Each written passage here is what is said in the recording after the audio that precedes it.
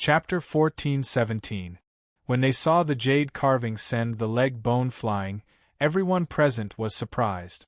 The power of this divine weapon didn't seem to be as strong as they had imagined. It's just a semi-divine weapon. Only a person like you who is full of nonsense would have the cheek to boast about it as the leg bone of the god of creation, a divine weapon. After the jade carving sent the leg bone flying, it actually spoke in human language and transformed into the image of a handsome young man with blonde hair in a white robe. This person was none other than the reinforcements that heaven had invited, the only true god, Atheus. When heaven heard Atheus's words, he couldn't help but be shocked. He asked, "This leg bone isn't a divine weapon? But how can its pressure be so shocking?" Atheus calmly explained to heaven, "Don't worry, although that leg bone has some history, it's not as exaggerated as Zadir made it out to be. Moreover, although this leg bone has a shocking pressure, the power it can unleash is only at the level of a semi-divine weapon. I'm sure of that." When he heard Atheus's words, heaven's face instantly turned extremely ugly. He had actually been frightened by Zadir's nonsense just now. Now that he thought about it, it was really embarrassing. On the other side, the Saint Emperor's face was also very ugly. He had also been frightened by Zadir. He didn't expect that Zadir was just bluffing. Looking at Zadir's smiling face, the Saint Emperor really wanted to give him a slap. This guy was really full of nonsense. He dared to say anything, but they all believed him. "Hey, you, this leg bone of mine is the genuine leg bone of the god of creation. It's only become a semi-divine weapon because it has lost some of its spirituality over the years." Zadir looked at Atheus with a smile. He didn't feel embarrassed at all that Atheus had exposed his lie. In fact, he even tried to cover up for himself again with a serious expression. Atheus sneered and said, "If someone like you really had a divine weapon, you wouldn't have jumped out only now. Even if you really did have one, you should have handed it over to you. After all, you're just a dog in front of you." When he heard Atheus's mocking words, Zadir's expression immediately turned cold. He hated hearing others call him Yu's lackey the most. "You guys are really right." A bright smile suddenly appeared on Zadir's gloomy face. He actually admitted that he was Yu's lackey. Everyone's expressions changed when they heard Zadir's words. Zadir was really shameless to the extreme. In the realm of ultimate existences, no one could compare to Zadir in terms of shamelessness. There's no need to talk so much nonsense with trash like him. Chang Tian slowly stepped forward and stood side by side with Atheus. He looked at the Saint Emperor who was standing behind Zadir and focused on the white glove on the Saint Emperor's right arm. The strong pressure emitted by the white glove clearly reminded him that this was the divine weapon that the insect queen had transformed into. When Zadir heard Chang Tian's words, he turned to look at the Saint Emperor with a smile and asked, "Brother, they called me trash. What do you say?" The Saint Emperor calmly looked at Zadir and calmly said, "It has nothing to do with me." When he heard the Saint Emperor's words, the smile on Zadir's face became even brighter. He looked deeply at the Saint Emperor and asked, "Are you sure you want to do this?"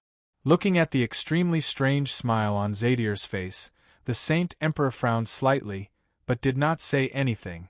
Since he had already decided to kill Zadir, he would not hesitate or change his mind.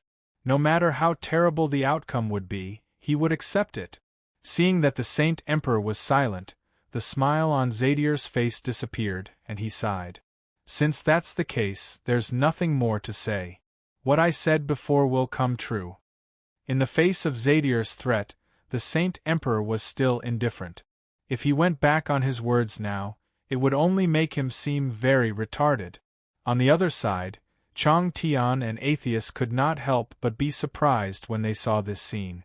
They were already prepared for a tough battle, but they did not expect that there would be an internal conflict between Zadir and the Saint Emperor. It did not look like they were acting. Zadir turned his head and looked at Chang Tian. He grinned and said, I'm really sorry to have made a fool of myself in front of you. I didn't expect that my ally would betray me at such a critical moment. I'm really too pitiful." When they heard Zadier's words, Chang Tian was expressionless, and so was Atheus. It was impossible for them to sympathize with the enemy, and it was even more impossible for them to sympathize with Zadier. "You must really want to kill me, right? Then come at me." Zadier opened his arms at Chang Tian, looking as if he was going to stretch out his neck and be slaughtered. Chang Tian and Atheus attacked almost at the same time, attacking Zadier from the left and right respectively. Regardless of whether the Saint Emperor would attack later, they would not easily give up the chance to kill Zadier when they had the chance.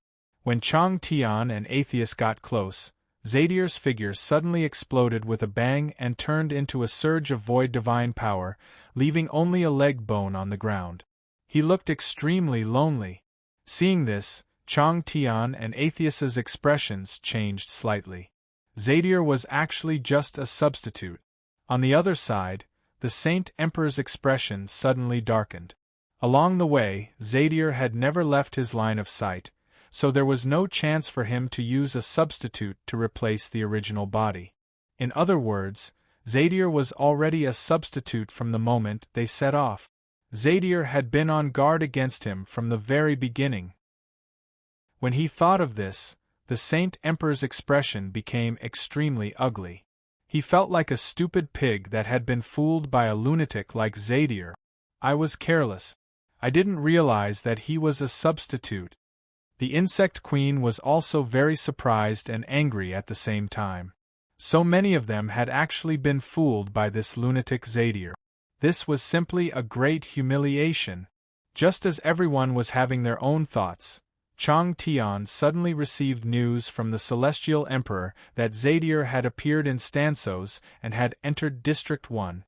When he saw this news, Chang Tian's expression changed drastically. Without another word, he turned and flew in the direction of Stansos. He could imagine that Zadier had gone to District 1 for Qinchuan. When everyone saw the change in Chang Tian's expression and his actions, they almost instantly realized that Zadier must have secretly gone to Stansos. Stansos must have been attacked by now. Therefore, the Saint Emperor and Atheus followed behind Chang Tian and flew in the direction of Stansos. Chapter 1418. Stansos, District 1. Zadier stood on the grassy plains with his hands on his hips, laughing at the sky. "Ha ha ha ha. Are you all dumbfounded? Did you all think that I'd be stupid enough to bring an untrustworthy person to fight that old bastard Heaven? You're all too naive. From the start, I have never thought of fighting with that old fellow, Heaven. This time, I came here for that fellow, Qin Chuan." Zadier snorted coldly.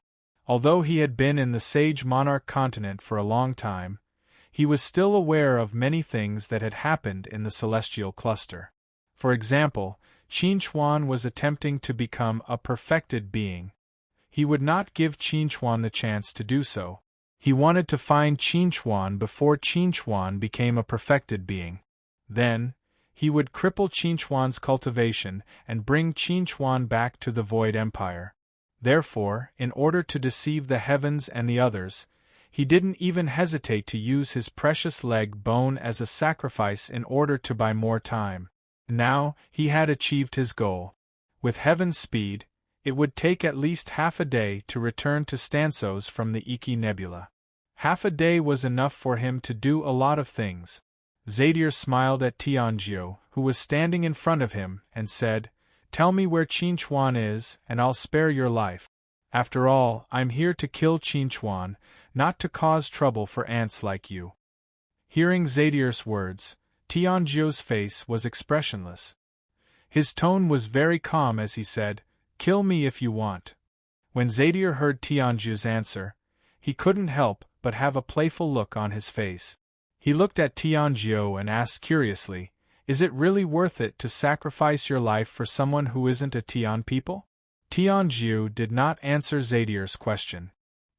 He closed his eyes and quietly waited for death to come.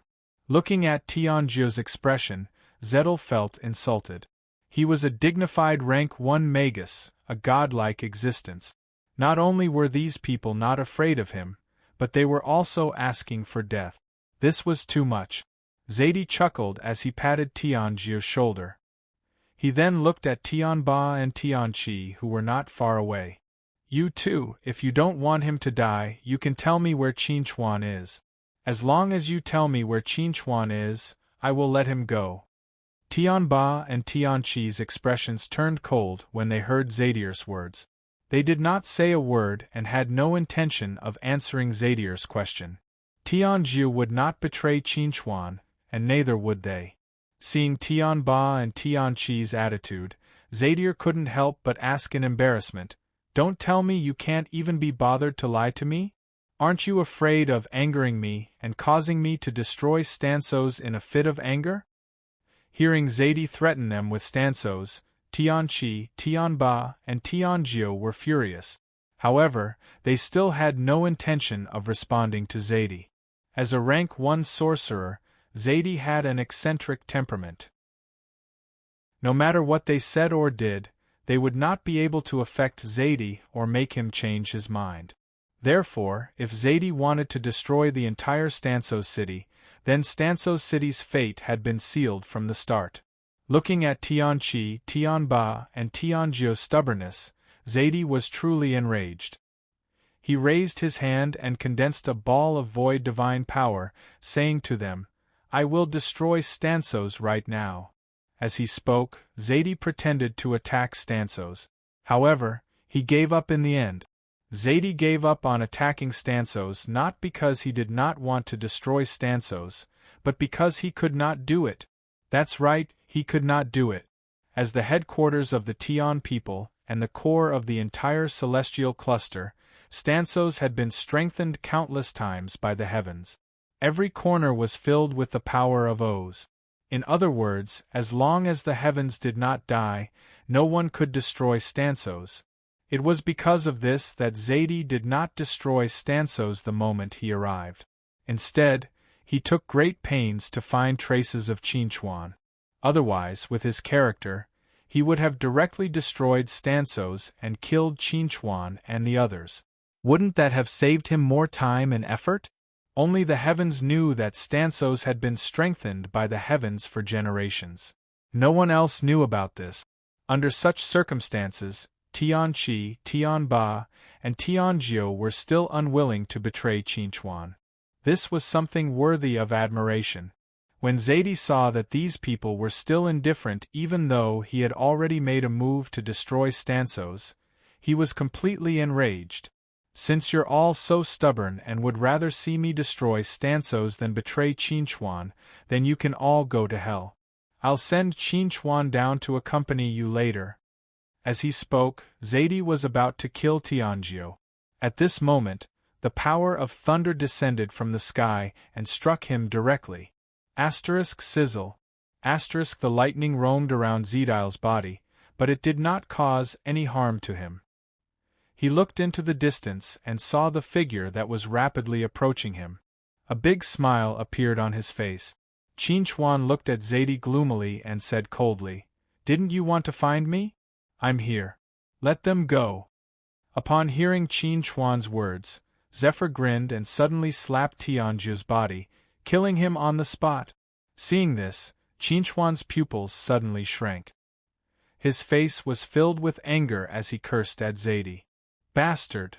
With a roar, Qinchuan brazenly charged at Zadie. However, Zadie only waved his hand lightly and Qinchuan was locked in place by the divine power of the void. He was rooted to the spot and could not move. "You're right. I'm a bastard." Zadie walked to Qinchuan's side with a smile. He reached out and gently patted Qinchuan's cheek with a smug look on his face. "From that encounter on Iki Planet, I could tell that you're a righteous person. If I used the safety of these people to force you to show yourself, you would definitely not be able to resist standing up. Now, it seems that my guess was right." Hearing Zadie's words, Qinchuan roared with a ferocious expression, "Since I'm already here, why did you kill Elder Tianjiu?" Zadir chuckled when he heard that. Since you've already come and fallen into my control, why should I keep them alive? They're just bait. Since the fish has taken the bait, there's no point in keeping the bait. As he spoke, Zaidi suddenly reached out and grabbed Tianba and Tianqi. He smiled at Qinchuan and said, "Hurry up and beg me. Maybe I'll be soft-hearted and let them go." Chapter 14:19. Looking at the smug smile on Zendil's face, Qinchuan really wished he could tear Zendil apart with his teeth. He knew very well that even if he begged Zendil to let Tianqi and Tianba off, Zendil would still kill them and use this opportunity to humiliate him. However, he knew that this would be the outcome, so he still had to try. His dignity was not worth mentioning in the face of 2 fresh lives. Just as Qinchuan was about to beg Zendil to let Tianqi and Tianba off, Tianqi spoke before Qinchuan could. "Qinchuan, there's no need to beg him. When he caught us, we were already prepared to die." Tianqi looked at Qinchuan with a gratified yet regretful gaze. Although it was very touching to see Qinchuan take the initiative to appear to save them, he actually did not want Qinchuan to appear. Only if Qinchuan was alive and promoted to a supreme existence could he have any hope of avenging them. However, now that Qinchuan had also fallen into Zendil's hands, Qinchuan's ending would not be much better than death. Hearing Tianqi's words, Qinchuan was about to speak, but Tianqi had already committed suicide. He would rather commit suicide than become a tool for Zendil to coerce Qinchuan. On the other side, Tianba smiled at Qinchuan and said, "I'm going too. Qinchuan, if you can survive, please, smack." Before Tianba could finish speaking, Zendil directly smashed Tianba into pieces with a slap, causing him to turn into a rain of blood. Smack, smack. Tianba's flesh and blood splattered on Qinchuan's body, staining Qinchuan's clothes and also staining Qinchuan's cheek. "If you want to die, just die. Why do you have so much nonsense to say? Do you think you're filming a movie? You still have to say such touching words before you die." Zendil grinned as he watched the rain of blood splatter on the ground. He then looked at Qinchuan and was about to say something when he realized that Qinchuan's condition was not quite right. Qinchuan's eyes were fixed on the ground. As he looked at the ground that was dyed red, he felt as if something was about to gush out of his body.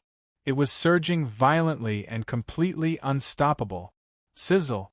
Lightning suddenly flashed in the sky, and the originally clear sky instantly turned gloomy with dark clouds. Seeing this sudden phenomenon, Zedder seemed to have thought of something. His gaze instantly turned vigilant as he looked at Qinchuan. If he guessed correctly, this was a sign that Qinchuan was about to advance into a supreme existence. "You've killed them." Qinchuan slowly turned his head and looked at Zendil. His eyes were blood-red, as if they were dyed red by Tianba's blood, but also as if they were stimulated by anger. Upon hearing Qinchuan's words, Zendil did not hesitate. He raised his hand and threw a punch at Qinchuan's abdomen.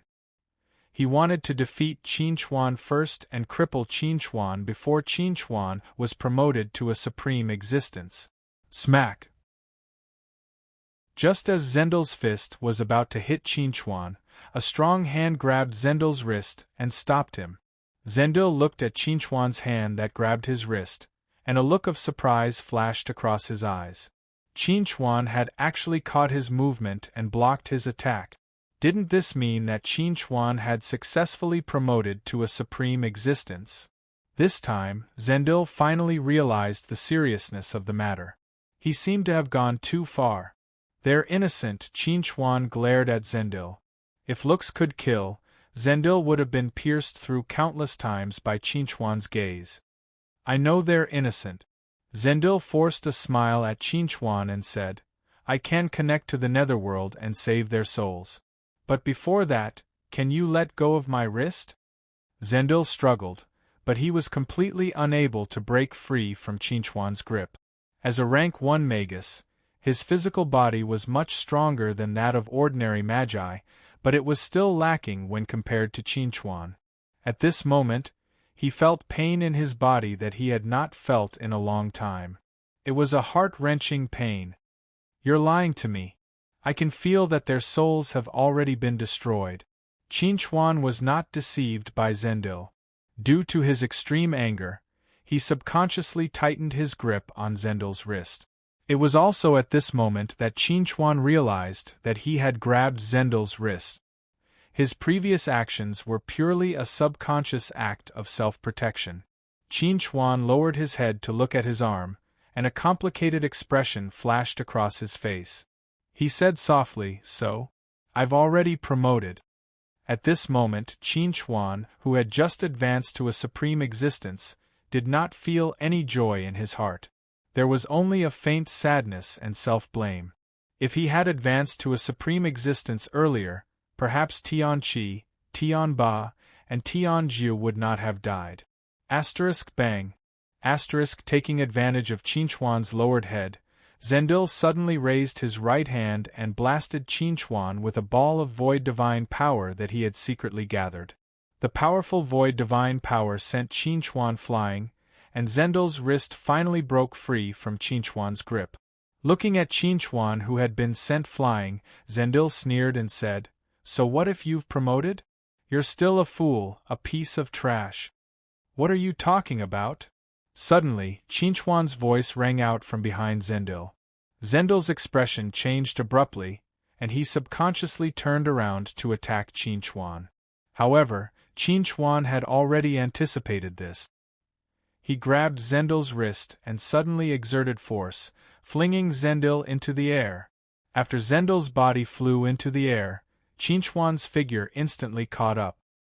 He raised his hand and punched out, imitating the way Zendil had attacked him previously.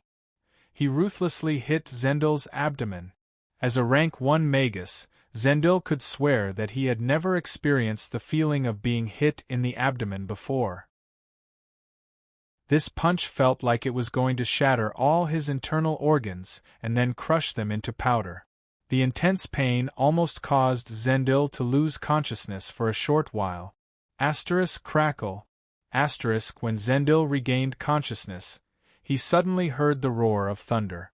Immediately after, a dazzling ball of lightning struck his abdomen with a loud bang, sending him flying into the sky, far away from District 1. Bastard! Zendil was furious. As a powerful rank 1 magus, this was the first time he had been treated like this, especially when the other party was just a toy in his hands not too long ago, an ant that he could kill at any time. The great humiliation caused Zendil to retaliate. Calamity's descent. Zendil roared furiously, preparing to cast a spell on Qinchuan. However, Qinchuan did something shocking in response. Faced with the incomparably mysterious and strange spell attack, Qinchuan actually roared and directly used his powerful spirit condensation spiritual force to attack Zendil, interrupting Zendil's spellcasting. Chapter 1420. Zadie was stunned. He was truly stunned by Qinchuan's performance. Ever since he had become a magus, countless years had passed. This was the second time in his memory that someone could interrupt his spellcasting while he was casting spells. The first person to do so was you. While Zadie was still in shock, Qinchuan's figure had already appeared in front of him.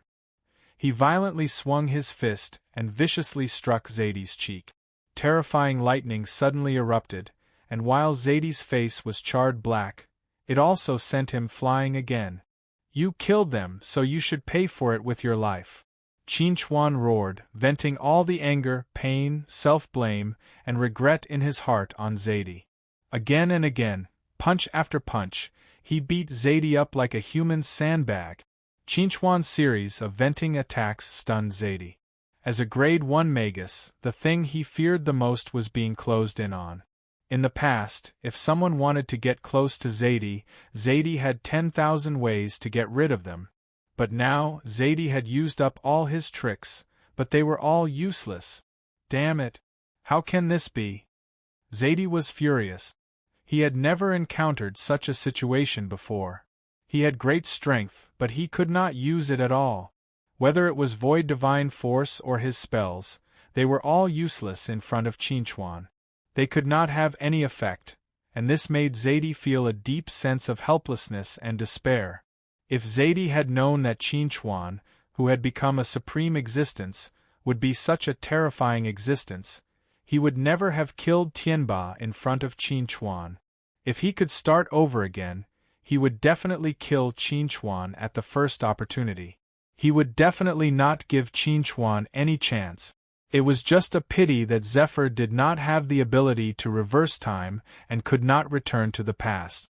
Therefore, he could only be beaten up by Qinchuan like a human sandbag. Seeing that his physical body was about to reach its limit and could no longer withstand Qinchuan's attacks, Zephyr was finally forced to use the Void Tribe's unique blood spirit technique and transform himself into a blood spirit. Crash! When Qinchuan's fist landed on Zadier's body again, Zadier's body exploded with a loud bang, turning into a dark purple rain of blood that filled the sky. Then, the blood gathered together and transformed into the appearance of a blood spirit. Qinchuan! You bastard! Zedder hated Qinchuan to the core. The blood spirit technique was an irreversible technique. Once it was cast, he would have to spend the rest of his life as a blood spirit. This would cause him to lose too much fun. I must kill you to make up for the regret in my heart. Qinchuan's expression was cold as he stared sharply at Zedder, who had turned into a blood spirit. He said in a deep voice, I won't give you the chance. As he spoke, a ball of lightning had already gathered in the palm of Qinchuan's right hand. This was the divine power of thunder that Qinchuan had obtained after advancing to the level of a supreme existence. It could be said to be the most violent power in the universe, and it was invincible. Now, he was going to use this invincible power to completely defeat Zedder, then kill him in the 7th, 8th, and 9th heavens as an offering to their souls in heaven. Kill! Qinchuan roared furiously. With the help of the spatial laws of nature, he instantly appeared in front of Zedder and blasted the divine power of thunder in his hand at him. Zedder roared. While blocking the attack with the divine power of the void, he once again cast witchcraft on Qinchuan. Zedder, who had turned into a blood spirit, no longer had to worry about being interrupted by Qinchuan. Therefore, his witchcraft finally succeeded once on Qinchuan. Explode! As Zedder roared, Qinchuan suddenly felt an extremely mysterious power appear in his body. This power was extremely ferocious and unstable, as if it could explode at any time. Qinchuan knew very well that this was the effect of Zedder's witchcraft.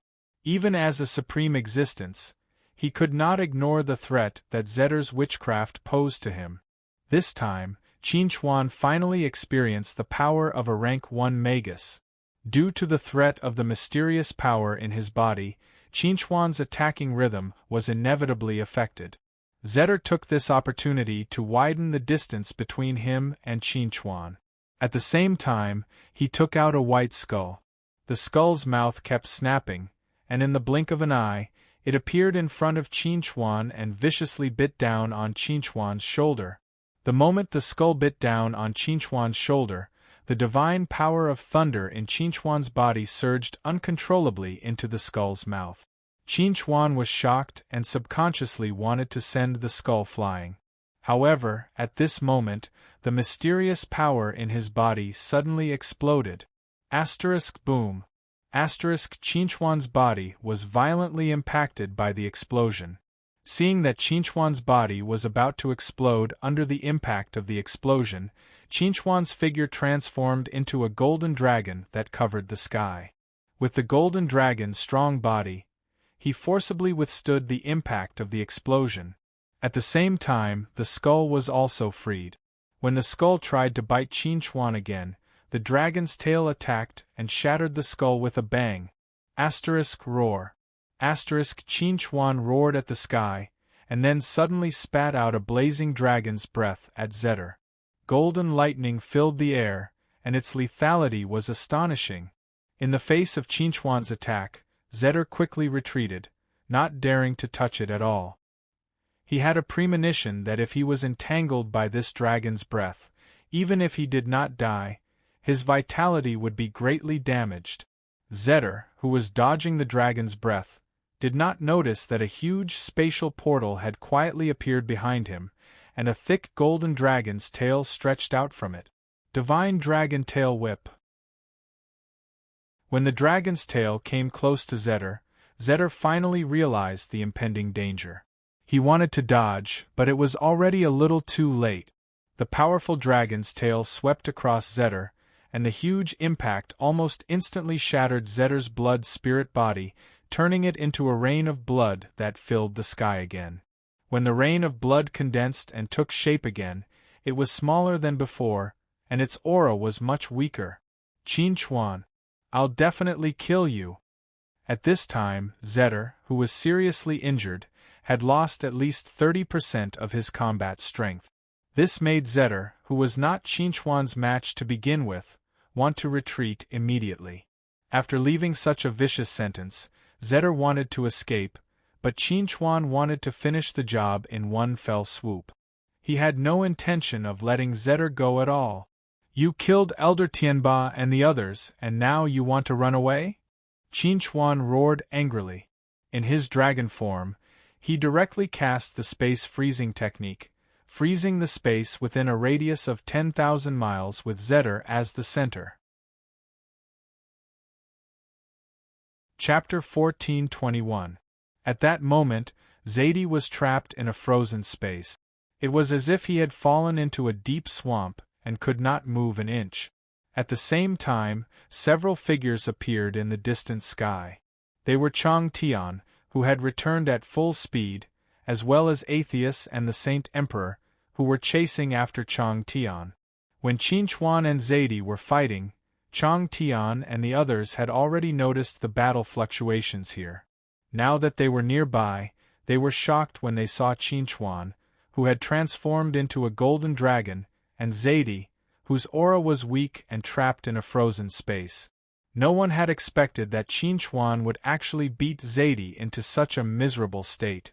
A long time ago, after understanding Qin Chuan's past, Chang Tian had already guessed that once Qin Chuan was promoted to an ultimate existence, Qin Chuan's combat strength would definitely be astonishing.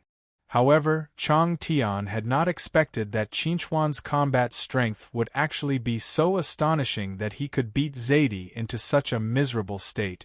On the other side, Atheus was also very surprised.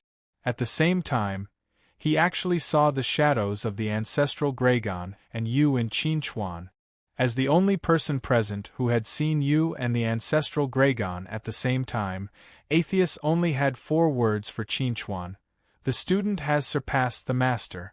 Qin Chuan has actually been promoted to an ultimate existence. The Saint Emperor was extremely shocked. He had not expected that Qin Chuan's rate of growth would actually be so terrifying. In just a few decades, he had completed a path that others could not complete even after tens of millions of years. Moreover, it seemed that Qin Chuan's combat strength was far above Zadie's. It was truly astonishing. At that moment, Qin Chuan and Zadie had also noticed the arrival of Chang Tian and the other two. Qin Chuan had no intention of greeting Chang Tian. He planned to kill Zadie first before speaking to Chang Tian. However, while Qin Chuan did not intend to pay attention to Chang Tian, Zadie shouted at Chang Tian, "Chang Tian, save me! I can't die. If I die, you will be able to come out." Hearing Zadier's shouts, Chang Tian could not help but frown slightly. Zadier was full of lies and could not be trusted at all. Furthermore, what did Yu Ning's ability to come out of seclusion have to do with Zadier? Just as Qin Chuan's dragon claws were about to grab Zendil and crush him, a figure suddenly appeared in front of Zendil and blocked the attack on his behalf. The one who had attacked was none other than the Sage Emperor. The Saint Emperor raised his white-gloved right hand and easily blocked Qin Chuan's thunderous strike. He stared deeply at Qin Chuan and said, "You can kill him if you want, but there's no harm in hearing him out first." Qin Chuan couldn't do anything to the Elysian Emperor, who possessed a divine artifact for the time being. On the other hand, Zetter took this opportunity to spill the beans and explain the whole story clearly. The reason why you can't come out of seclusion now is because his space and time divine powers are unable to smoothly fuse together in his body. He can't even unleash 30% of his strength. If you wants to come out of seclusion now, he must have enough void divine power to neutralize the space and time divine powers and completely fuse these three powers into Genesis divine power. Now that I'm alive, you can't control more void law energy and thus can't obtain void divine power. Once I die, the void law domain will have no master, and you will definitely be able to use this opportunity to control the void law domain and become a new god. He'll also use this opportunity to completely fuse the three powers and obtain Genesis divine power. After hearing Zadier's explanation, everyone's expression became extremely solemn. If Zadier was not lying, then he really could not die. Nonsense. Right at this moment, Song Tian grunted coldly and said, Qin Chuan has similarly grasped the laws of time and the laws of space. At the very most, Yu Chuan possesses the divine energy of time, and it's impossible for him to possess the divine energy of space. When everyone heard Chong Tian's words, their hearts trembled slightly. Everyone knew that to become an ultimate existence, one must control more than 90% of the power in a certain law domain. Qin Chuan not only controlled most of the power in the lightning law domain, but he also controlled most of the power in the space law domain and a small part of the power in the time law domain. Under such circumstances, it was impossible for you to become an ultimate existence in the space law domain, and thus he could not control space divine power. Since you could not control space divine power, he naturally could not fuse Genesis divine power. When everyone heard Chong Tian's analysis, they all nodded slightly, feeling that Chong Tian's words were reasonable. Only Qin Chuan was indifferent to this. He only stared at Zadier, waiting for the right moment to strike.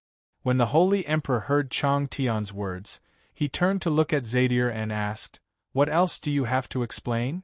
Zadier sneered and said rather disdainfully, "You don't know anything at all. Qin Chuan does control most of the power in the space law domain, but you have to understand one thing. You has lived for more than 10 million years, since ancient times. What about Qin Chuan? He was only born a few decades ago. Before Qin Chuan was born, you had already obtained space divine power. Later on, because Qin Chuan obtained the bloodline of the true dragon, he had a natural advantage in the space law domain. That's why he could control some space law energy." When everyone heard Zadier's explanation, they could not help but feel a little hesitant. This was because what Zadier said made a lot of sense. As early as tens of millions of years ago, you had already existed. He absolutely had the chance to obtain the divine power of space before Qin Chuan was born. When Zadier saw that everyone had fallen silent, he struck while the iron was hot. He said to everyone, "Now, Qin Chuan controls almost half of the power in the space law domain. He also controls a lot of power in the time law domain. That's why you can't come out of seclusion and can only stay in the Void God Palace. I'm not afraid to tell you that, if it weren't for the fact that you still needs us to help him, he would have killed me long ago. Once I'm dead, he can take the opportunity to control the Void Law domain and obtain Void Divine power. Once he successfully takes this step and fuses Genesis Divine power, all of you will die." When he mentioned Genesis Divine power again and again, Zadier said enthusiastically to everyone, "That's a power that only Genesis gods possess. That's a true god. Think about it, once a selfish person like you becomes a god who can dominate everything, do you fake gods still have a way to survive?" Looking at Chong Tian's uncertain expression, Zadier smiled and said, "You conceal my power and imprison me to restrain you. As long as Qin Chuan and I are both fine, you will never be able to appear in front of you again. You will always be safe. Even if you don't think for yourselves, you should think for your descendants and your people. They are innocent. You can't possibly want them to die in Yu's hands, right? Chapter 14:22. Hearing Zadier's words, everyone had to admit that what Zadier said made sense. If you really came out of seclusion, none of them would be able to stop you with his strength. Even if they joined forces, it would be very difficult to have much hope. At this moment, Qin Chuan suddenly transformed into his human form. He pointed at Zadier and scolded angrily. You also know that they're innocent? You still have the cheek to say that? When you killed Elder Tianba and the others just now, why didn't you think that they were innocent? Hearing Qin Chuan's words, Chang Tian frowned slightly and asked, Tianba is dead? Qin Chuan pursed his lips and said, It's not just Elder Tianba. Elder Tianqi and Elder Tianjiu are also dead. When Qin Chuan told Chang Tian what had happened, Chang Tian finally understood why Qin Chuan had suddenly advanced to a perfected existence in advance. It was because of the power of anger. Chang Tian also felt very pained and sad about the deaths of Elder Tianqi, Tianba, and Tianjiu. He looked at Zadier and said in a low voice, You can live, but you have to pay the price for killing Tianqi, Tianba, and Tianjiu. Hearing Chang Tian's words, Zadier giggled and said, No problem, absolutely no problem. As long as you don't kill me, I'm willing to pay any price, even if it's to mourn for those guys. Hearing Zadier's words, everyone frowned fiercely. This guy really did not care about his reputation at all in order to live. Just as Zadier heaved a sigh of relief and thought that he could live, a space portal suddenly appeared in front of him. A golden sword pierced through it. Seeing this scene, Zadier was shocked and hurriedly called for help. Stop it, quick! The runic sword accurately pierced Zadier's body and destroyed his life force. By the time everyone realized this and wanted to stop it, it was already too late. Qin Chuan slowly pulled out his hand and Rune's sword from the portal beside him, then said in a deep voice, I will personally avenge the blood feud of Tianqi, Tianba and Tianjiu. I will also personally settle the matter of Yu. When Chang Tian heard Qin Chuan's words, he could not help but sigh. He did not say anything else. In fact, he also wanted to avenge the elders who had died. However, considering the bigger picture, he could not kill Zendile. Now that Qin Chuan had killed Zendile, he felt much more at ease. This was probably the difference between divinity and humanity. Although Atheus and the Holy Emperor did not want Zendile to die, Zendile's life force had already been destroyed. If they wanted to save Zendile, they would have to pay a huge price. It was not worth it for a piece of trash like Zendile. At this moment, Zendile was not completely dead yet. He looked at the Saint Emperor expectantly, hoping that the Saint Emperor would save him. However, in the face of the cold Saint Emperor, Zendile finally despaired. Haha! All of you must die. After leaving behind these last words filled with extreme reluctance and resentment, Zendile finally died. Woo woo woo. The moment Zendile died, a series of mournful wails sounded in the universe. Immediately after, a fine drizzle began to fall in the universe. This was the first time Qin Chuan had seen such a spectacle. It actually rained in the universe. Moreover, the mournful wails and the rain seemed to have appeared because of Zendile's death. Soon, Qin Chuan discovered that these raindrops were not real rain, but the power of the void law. Every time a supreme existence dies, a mournful wail will sound in the universe. This is the third time I've seen such a scene. Atheus, who had lived since ancient times, could not help but sigh at this moment. The death of a supreme existence was extremely rare since ancient times. He had seen it twice before, when the barbarian god died and when the ancestral dragon died. When heaven reached out to touch the rain formed by the void law, a trace of understanding of the void law actually appeared in his heart, and he easily entered the door. This meant that there were no supreme existences in the void law domain anymore. Everyone could become a new god by comprehending the void law. Atheist turned to look at the Saint Emperor and asked, "Saint Emperor, now that things have come to this, do you still want to go against us? Our real opponent should be the Imperial Guard." Hearing Atheist's words, the Saint Emperor snorted coldly and said, "You should not have become a threat to us. It was this kid who attacked Zedile that gave you the chance to come out of seclusion." Qin Chuan took a deep look at the Saint Emperor and said in a deep voice, "You didn't kill me last time, so I'll let you go this time. The next time we meet, we'll still be enemies." Hearing Qin Chuan's words, the Saint Emperor's face immediately darkened. He said coldly, "Do you think you have the ability to kill me?" It was not that the Sage Emperor was boasting, but with a divine artifact in his possession, Qin Chuan was no match for him. Letting him go this time was complete nonsense. Qin Chuan did not explain too much about this. It was true that the Saint Emperor had a divine weapon, but the runic sword was also a divine weapon. Even if it was not in peak condition, it could still help him neutralize part of the threat from the Insect Queen. As such, he had at least a 40% chance of killing the Saint Emperor. "Alright, Qin Chuan, calm down for now." Atheist glanced at Qin Chuan and said, "Now that Zedile has fallen, what he said before is very likely to become a reality. We have to make preparations as soon as possible." Chang Tian turned to look at Atheist and asked, "What do you plan to do?" Atheist replied in a very serious tone, "I plan to work with the Nephilim Emperor. The few of us will take the initiative to attack the Void Empire and kill you before he can comprehend the laws of the Void and control the Void divine power." Now that Zedile had fallen, you, who was far away in the Void Empire, must have sensed it. At this time, you must be doing his best to comprehend the laws of the Void and control the Void divine power.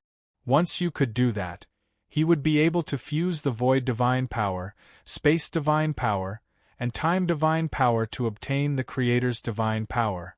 And before you could do that, they would have enough time to find him and deal with him. Perhaps one or two of them might not be a match for you, but if they work together with the Saint Emperor, the Insect Queen, Atheist, Chang Tian, the Nephilim Emperor, Qin Chuan, and the Runic Sword, then they might have a chance to kill you. Asher's idea was very good and it was indeed a feasible plan. However, the Sage Emperor told everyone a piece of bad news at this time. "I just received word that when Zedile died, the portal above the Sage Monarch continent collapsed. If we can't find the Void Empire and reopen the portal, we won't be able to enter the Void Empire. Even if we can reopen the portal, it will take several months. Perhaps by then, you will have already taken that final step." Chapter 14:23. Everyone's expression turned ugly when they heard the Sage Emperor's words. Atheist glanced at the Sage Emperor with a gloomy expression and asked, "How long will it take to open a new transmission channel?" The Sage Emperor glanced at Atheist and said, "You shouldn't be asking me this question. You should ask the Void Race.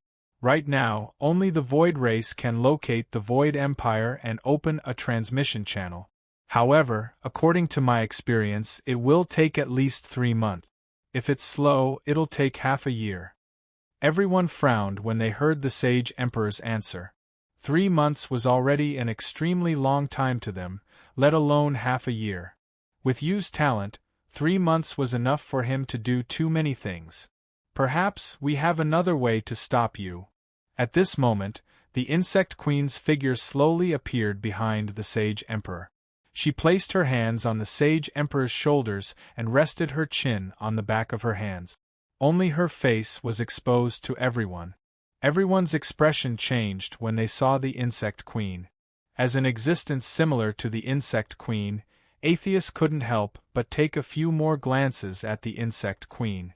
Of course, the reason why he took a few more glances had nothing to do with the Insect Queen's appearance. It was purely because of the sudden appearance of a similar existence after so many years. He was curious. This was also Qin Chuan's first time seeing the Insect Queen. Compared to what he had imagined, the insect queen was much more beautiful. Chang Tian looked at the insect queen and asked, "What method do you have?" The insect queen smiled and said, "If you wants to obtain the void god's power, he first needs to control enough power in the void law domain. If we comprehend the void law together and fight for the power in the void law domain, wouldn't that be stopping you in disguise?" Everyone was stunned when they heard the insect queen's words. Before this, they had never thought that there would be such a method. Thinking about it carefully, this method was feasible. Atheist glanced at the insect queen and said to everyone, "You all know that I'm an artifact spirit. I can't comprehend the void law. As an artifact spirit, Atheist could only control the power of will. He couldn't comprehend the power of other laws, let alone control them. However, Ashuas was the only one who had perfect control over his own domain among all the people present. This was Atheist's greatest advantage. However, it was also because of this greatest advantage that Atheist couldn't comprehend the power of laws in other domains. It could be said that there were gains and losses. Everyone understood Atheist's situation. As the spirit of a god artifact, the moment he was born, he was destined to have no fate with other law domains. Thus, among everyone present, only Qinchuan, Chang Tian, and the Sage King could comprehend the law of void. That's not enough. Chang Tian shook his head and said, "If we really want to do that, we need to mobilize more people to comprehend the law of void." When a cultivator reached the soul formation stage, it was the first time they came into contact with the power of laws. At that time, the majority of cultivators could only comprehend the power of laws in their own domain. Only after reaching the Dongshu stage could they comprehend the power of laws in other domains. If they mobilized all the cultivators above the Dongshu stage to comprehend the law of void, even if only 1 out of 10 people could comprehend the slightest bit of the law of void, this number would still be shocking. We need to prepare for both eventualities. Qinchuan looked at everyone and gave his suggestion. We need to organize people to comprehend the law of void while finding the void race. We need them to be responsible for locating the void empire and opening the teleportation channel. Then, we need to prepare for a counterattack against the void empire. Chang Tian and Atheist nodded at Qinchuan's words. They felt that Qinchuan's words made sense. Whether or not the teleportation channel could be used, they needed to be prepared to open it. However, the Sage Emperor had a different opinion. "I feel that it's already very good that you doesn't come looking for trouble with us. Let's not think about finding trouble with you. Once and for all, let's just forget about it." The Sage Emperor looked at everyone with a cold expression. In his view, opening the teleportation channel to the Void Empire to find you was no different from sending a lamb to the tiger's den. Hearing the Sage Emperor's words, Qinchuan looked at the Sage Emperor and said, "Sage Emperor, as long as you isn't eliminated, we won't be able to rest easy." The Sage Emperor sneered and asked Qinchuan, "Are we the ones who won't be able to rest easy, or are you the one who won't be able to rest easy?" Without waiting for Qinchuan to speak, the Sage Emperor continued, "As everyone knows, you and you are mutually reinforcing and restraining each other. You's life won't affect us too much. But you, if you doesn't die, he will constantly want to take your life. That's why you're so anxious to go to the Void Empire to find you and eliminate him." Qinchuan frowned. Although the Sage Emperor's words were twisted logic, it sounded a little meaningful. It was pushing him to the opposite side of the crowd. If he continued to ask for the teleportation channel to prepare to go to the Void Empire, he might really be seen as selfish.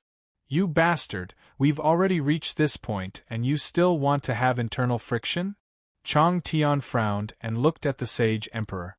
He supported Qinchuan's idea. You was like a bomb that no one knew when it would explode. Only by completely removing this bomb would they be able to rest easy. Atheist fell silent for a moment and said, "Regardless of whether Qinchuan has any selfish motives, we should still work hard to eliminate you. The sage emperor sneered and said, "Since that's the case, then all of you should work hard. I won't accompany you." The sage emperor would naturally comprehend the void laws, but he would absolutely not get involved in the matter of going to the Void Empire. With that, the sage emperor prepared to leave. Since their paths were different, there was naturally no need for them to work together. "You can't leave yet."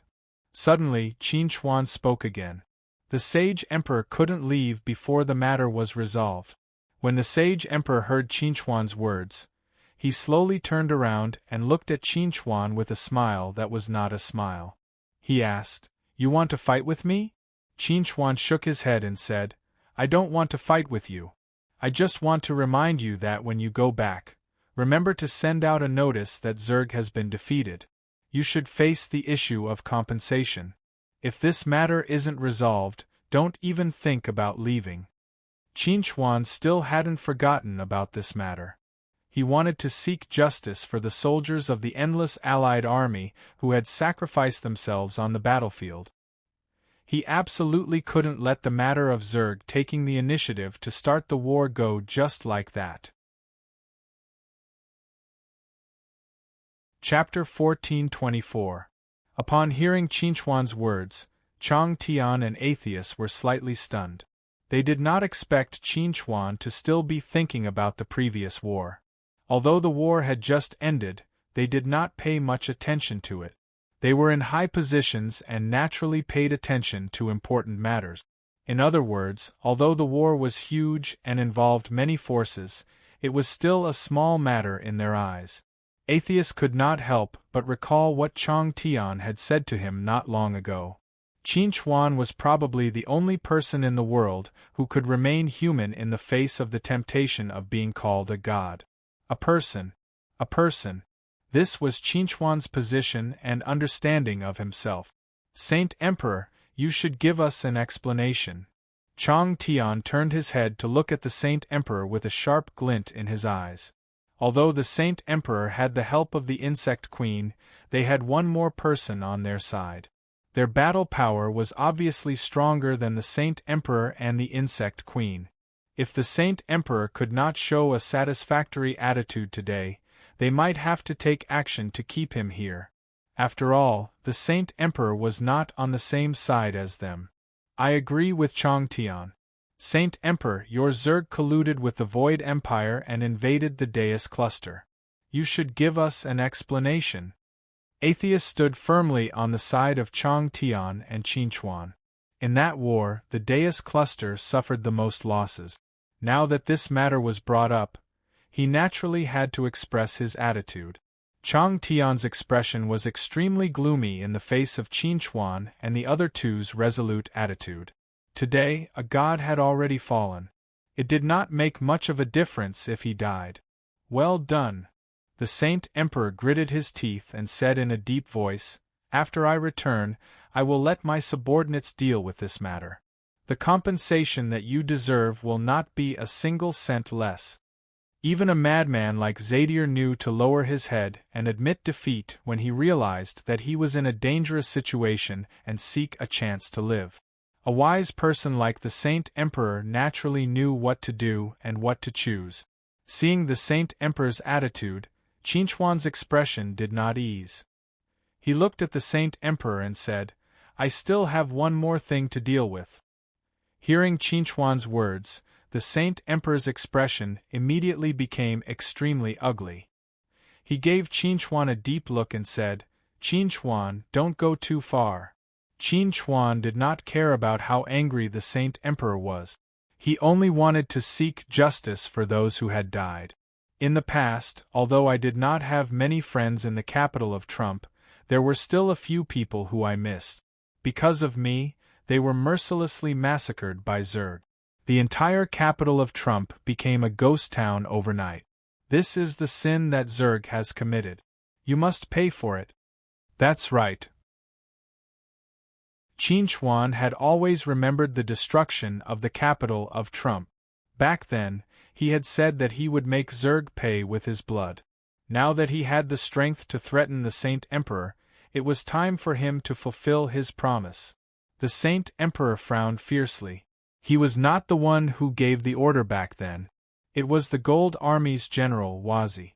At the same time, after General Kagad, it was also Wazi who had been leading the war against the banished land. Now that Qinchuan wanted to pay with his blood, he must be going against Wazi. What do you want? The Saint Emperor snorted coldly. His mood could be said to be extremely bad. Qinchuan pursed his lips and said, I've already investigated clearly. Regardless of whether it's against the banished land or against the capital of Trump, it's all led by that guy called Wazi. As long as you hand Wazi over to me to deal with, this matter will be written off. The Saint Emperor shook his head and said, Wazi is my subordinate and also my confidant.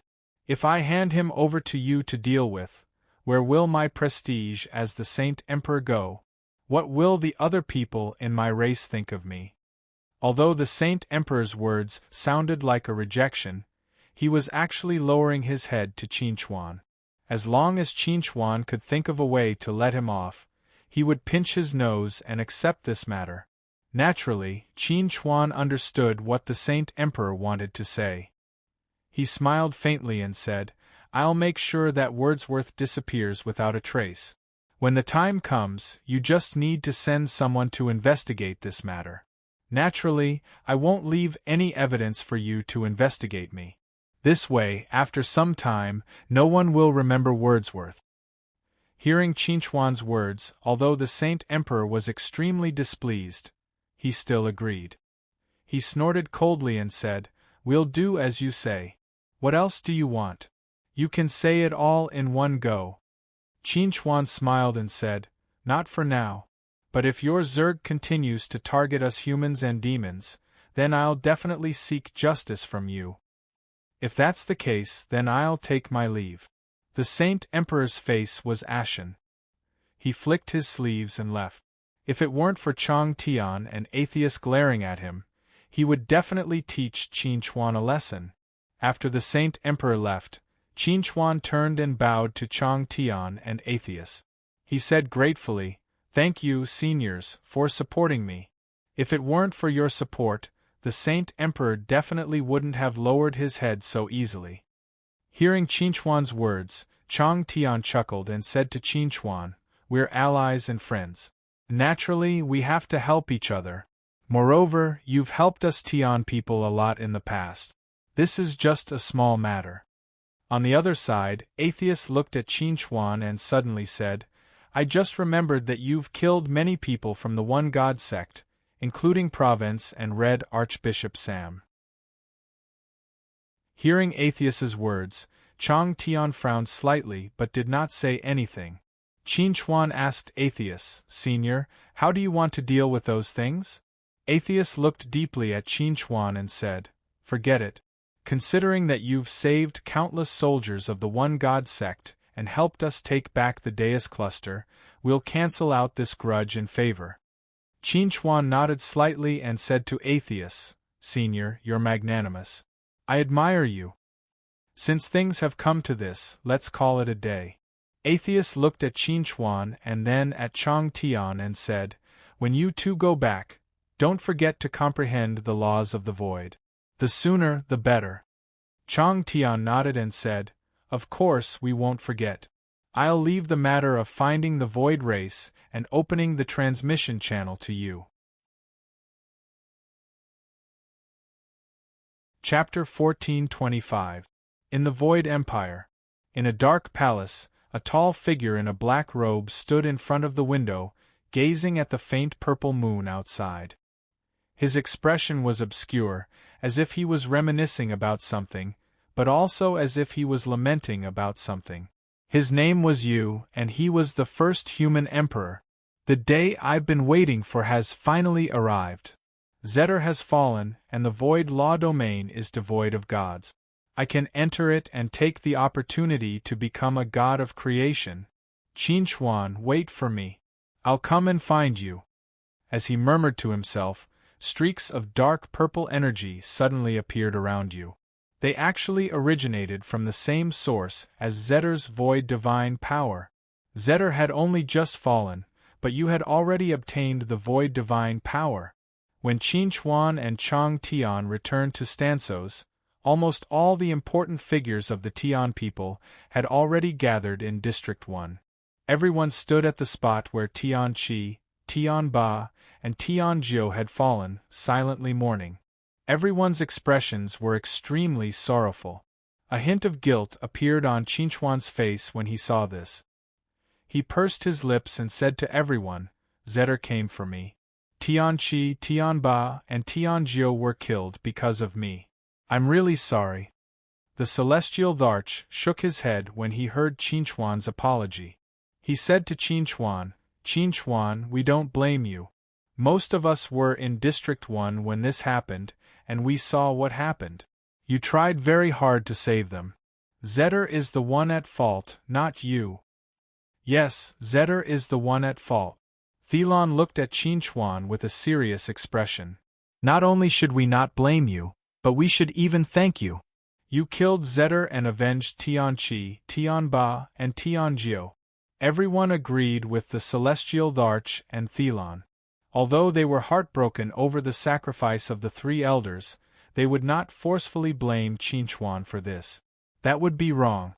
When Qinchuan heard Thelon's words, he nodded gently and did not say anything else. "Qinchuan, come with me." Heaven called Qinchuan away. Although he felt sad for the sacrifice of the three elders, now was not the time to grieve. They had to seize the time to comprehend the void law and do their best to stop you. Qinchuan followed Tsang Tian to the grassland where Tsang Tian usually cultivated. Tsang Tian turned to look at Qinchuan and asked, "Qinchuan, as someone who has already grasped some of the power of the laws of the void, you are more experienced than me. Can you teach me your experience in the laws of the void?" When Qinchuan heard this, he said to Tsang Tian, "Of course, there's no problem." In fact, Qinchuan did not have much experience in comprehending the laws of the void. When he first obtained the power of the laws of the void, it was because Nkuan had attacked him and left the power of the laws of the void in his body. Then it was sealed by the nirvana flame. Finally, when he advanced to the body fusion stage, he coincidentally fused the power of the laws of the void into his body. If not for this, he might not have been able to obtain the power of the laws of the void. Although Qinchuan did not have to comprehend the laws of the void at that time, as Qinchuan's cultivation became higher and higher, he naturally gained some understanding of the laws of the void. When Qinchuan wanted to tell Tsang Tian about his understanding of the laws of the void, he opened his mouth but did not say a word. When Tsang Tian saw Qinchuan's face gradually turn ugly, he could not help but feel puzzled and asked, "What's wrong with you?" Qinchuan acted as if he did not hear Tsang Tian's words, and a drop of cold sweat flowed down his forehead. At this time, Tsang Tian finally realized that something was wrong with Qinchuan. Just when he wanted to check on Qinchuan's situation, Qinchuan suddenly came back to his senses. "The worst thing has happened." When Tsang Tian heard Qinchuan's words, he frowned slightly and asked, "What did you discover?" Qinchuan looked at Tsang Tian with a complicated gaze and said, "My understanding of the laws of the void has become very vague, and I have a feeling that I can no longer advance in the laws of the void." When he heard Qinchuan's answer, Tsang Tian's face suddenly turned ugly. There was only one reason why Qinchuan would suddenly have such a feeling, and that was that a new ultimate existence in the laws of the void had been born. One must know that it had only been less than 2 hours since Zadir's fall, and a new supreme existence had already been born in the domain of the void laws. "Is it you?" Tsang Tian's expression was bitter and his emotions were very complicated. Qinchuan shook his head and said, "I don't know if it's him, but I feel that it's very likely him. Other than you, who had a plan, Qinchuan could not think of anyone else who could quickly occupy the laws of the void so soon after Zady's fall. This meant that you had already obtained the void divine power and could already use it to fuse the time divine power and space divine power together to obtain the Genesis divine power." When he thought of this, Qinchuan's expression became extremely ugly. If things were really as he imagined, then all their previous efforts would have been in vain. They would have been paving the way for you. That's right. Who else could it be other than him? Song Tian's expression was bitter. They had planned so much previously, but in the end it was all in vain. Qin Chuan glanced at Song Tian and said in a low voice, "Actually, it's not that we don't have a chance. Although you has already obtained the void divine power, I don't believe that he can directly fuse the void divine power, time divine power, and space divine power together. He must still need time to fuse these three divine powers. The Genesis divine power is not that easy to obtain." Although Qin Chuan had never seen the Genesis divine power and did not know what kind of power it was, he had a feeling that the Genesis divine power was definitely not a simple fusion of the void divine power, time divine power, and space divine power. Therefore, they still had a chance. When he heard Qin Chuan's words, Song Tian looked at Qin Chuan hesitantly and asked, "Are you sure?" Qin Chuan nodded affirmatively and said in a very firm tone, "Please believe me.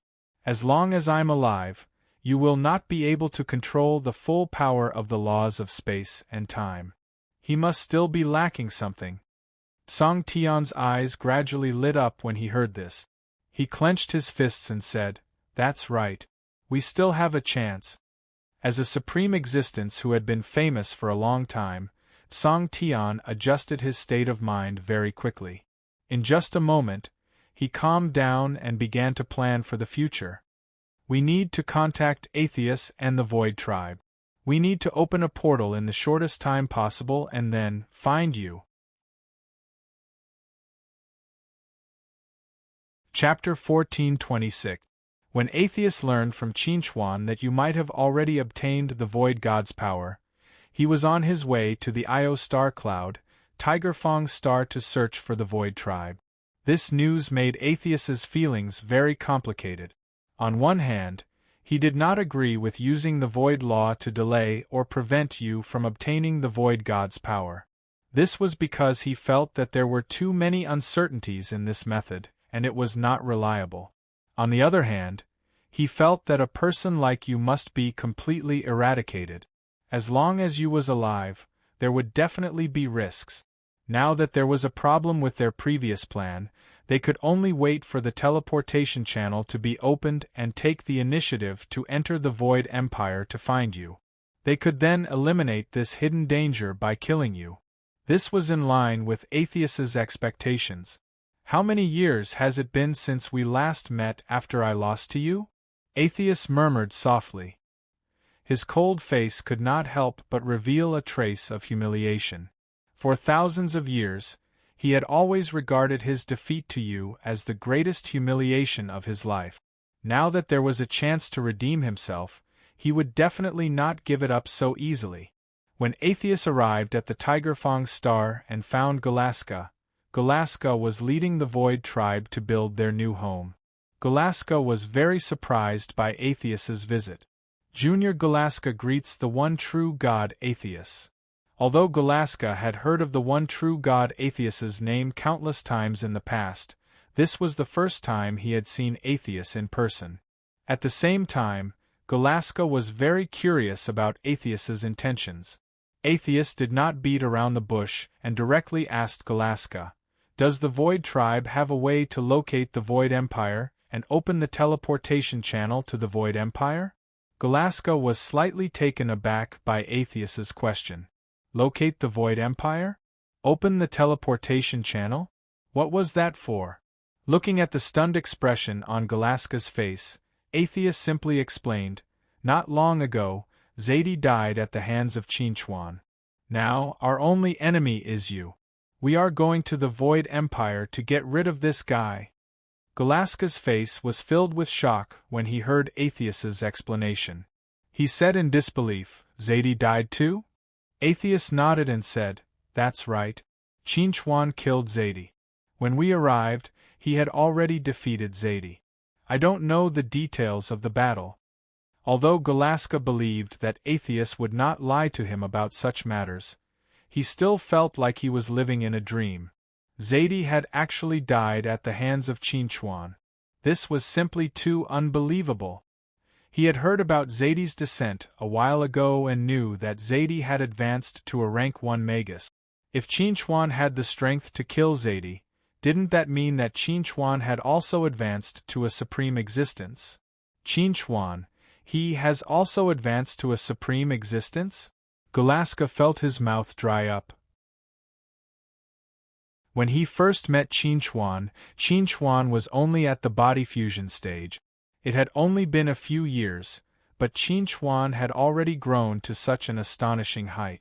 It was simply too shocking. Atheist nodded and replied, "That's right. Qin Chuan has successfully advanced to a supreme existence."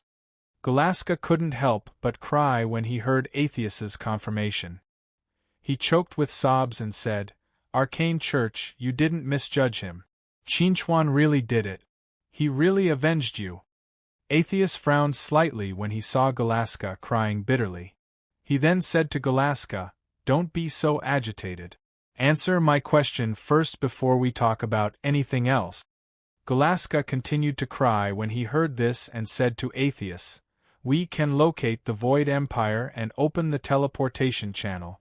However, it will take time." Atheist's spirits were lifted when he heard this. He asked, "How long will it take?"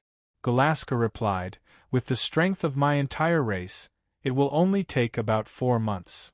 Although the Void race was still known as one of the top 10 ancient races, after the fall of Su Ling, the overall strength of the Void race had dropped to the level of a small force in the Silver Ring land. Galaska was only at the peak of the 3rd-grade martial warrior realm, which was equivalent to the peak of the form synthesis stage. He was only an overlord. With him as the leader, 4 months was the limit of what they could do. Atheist frowned slightly when he heard Galaska's answer. He asked, "If you can advance to the tribulation stage, can the time be shortened?" Galaska nodded and replied, "It can be shortened by about a month." Atheist immediately made a decision. He would first take Galaska to the Millstone continent to temper himself. He would only open the teleportation channel after Galaska advanced to the tribulation stage. With Galaska's current cultivation level, he wouldn't need more than 5 days to temper himself. Even if he went back and forth, it wouldn't take more than 10 days. It would save about 20 days. It was a good deal. "Come with me." Atheist didn't waste any more words.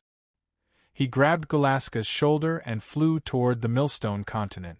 Galaska was confused and asked, "Where are we going, Senior?" "I'm taking you to the tribulation stage." Atheist replied indifferently, "It will take about 10 days to go back and forth." Galaska was shocked to hear this.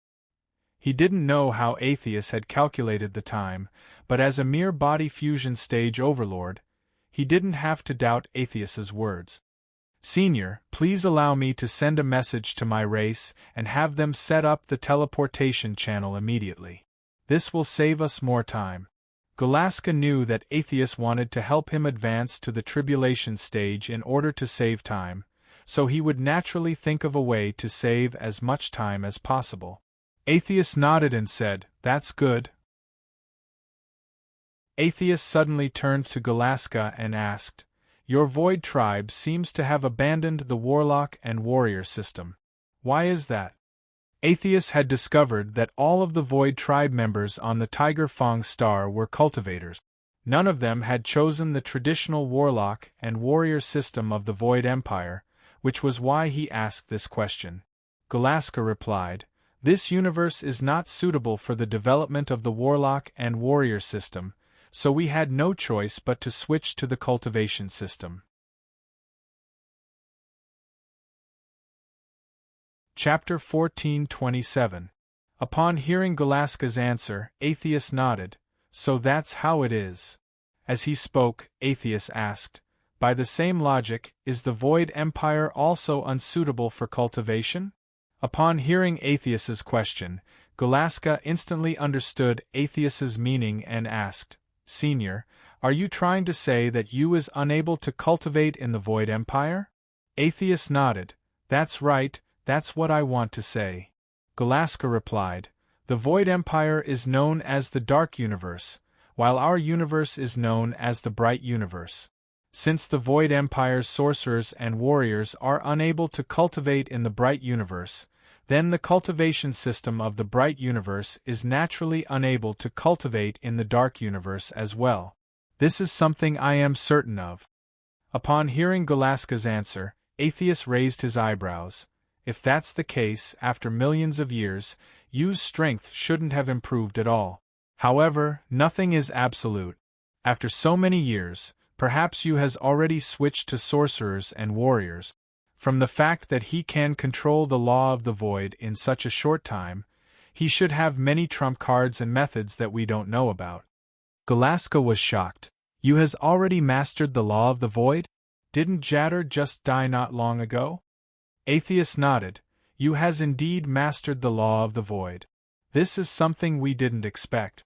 As for the specifics, I don't know either. The news came from Qinchuan. He told me that his understanding of the law of the void has become extremely vague.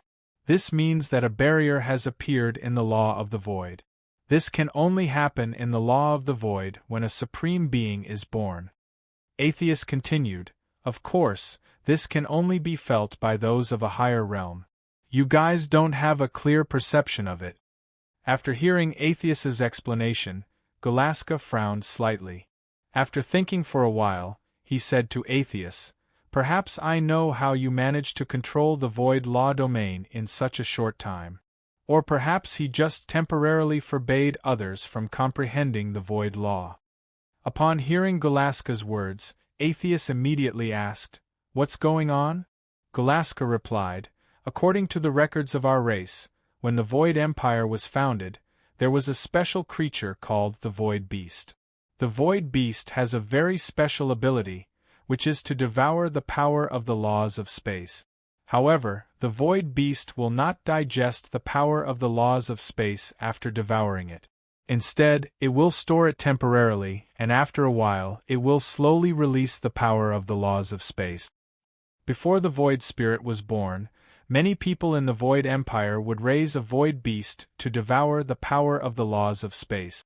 After the Void Spirit was born, it became very difficult for the Void Beast to devour the power of the laws of space. Gradually, no one raised them anymore, and they almost went extinct. Senior, you said that you was able to control the Void Law Domain in such a short time and become a new god of the Void Law Domain. This is not very realistic. I think the most likely possibility is that he raised a Void Beast and used it to devour most of the power of the laws of space. He didn't allow others to comprehend it, and only kept it for himself. After hearing Galaska's explanation, Atheus felt that it made a lot of sense. At the same time, he also had some doubts. He asked Galaska, according to what you said, how many Void Beasts does the Void Beast need to raise? Galaska shook his head. Not too many.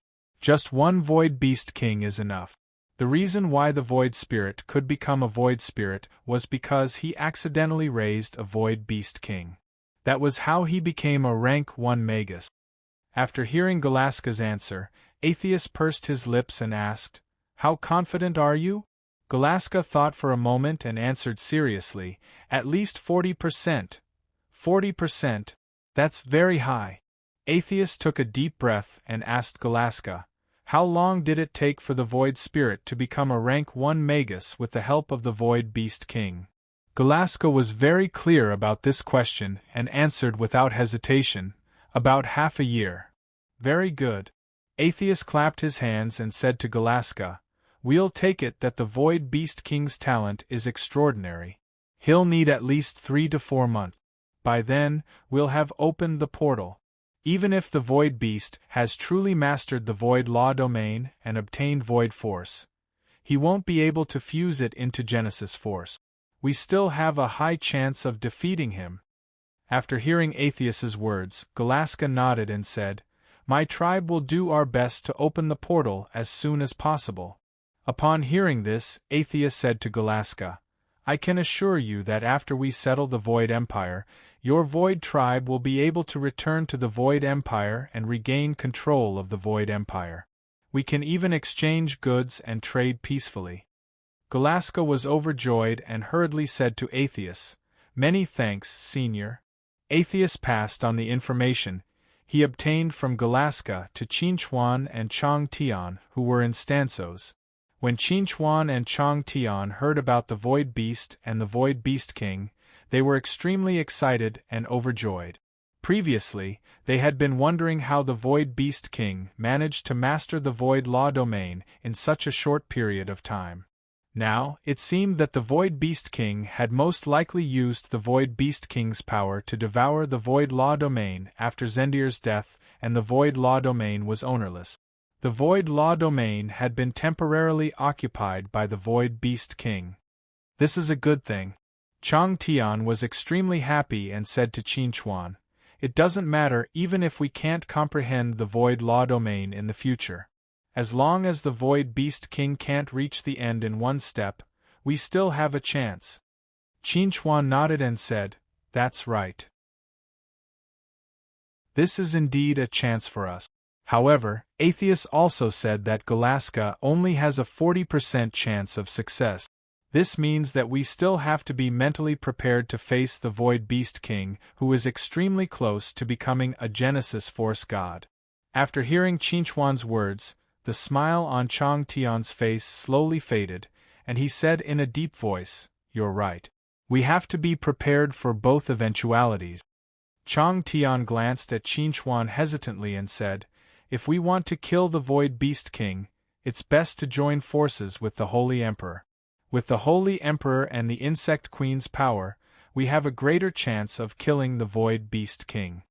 Qinchuan nodded and said, "Senior, you can inform the Holy Emperor about this. I'm sure he knows what to do.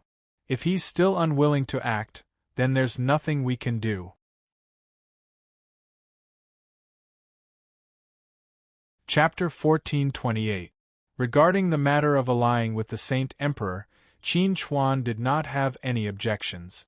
In the face of a great enemy, Yu Kai was their main opponent, and the Saint Emperor was only secondary. After dealing with Yu Kai, he would naturally settle the grudge between him and the Saint Emperor. Seeing that Qinchuan had no objections, Heaven relayed their findings to the Saint Emperor. As for the Saint Emperor's reaction, Heaven could roughly guess.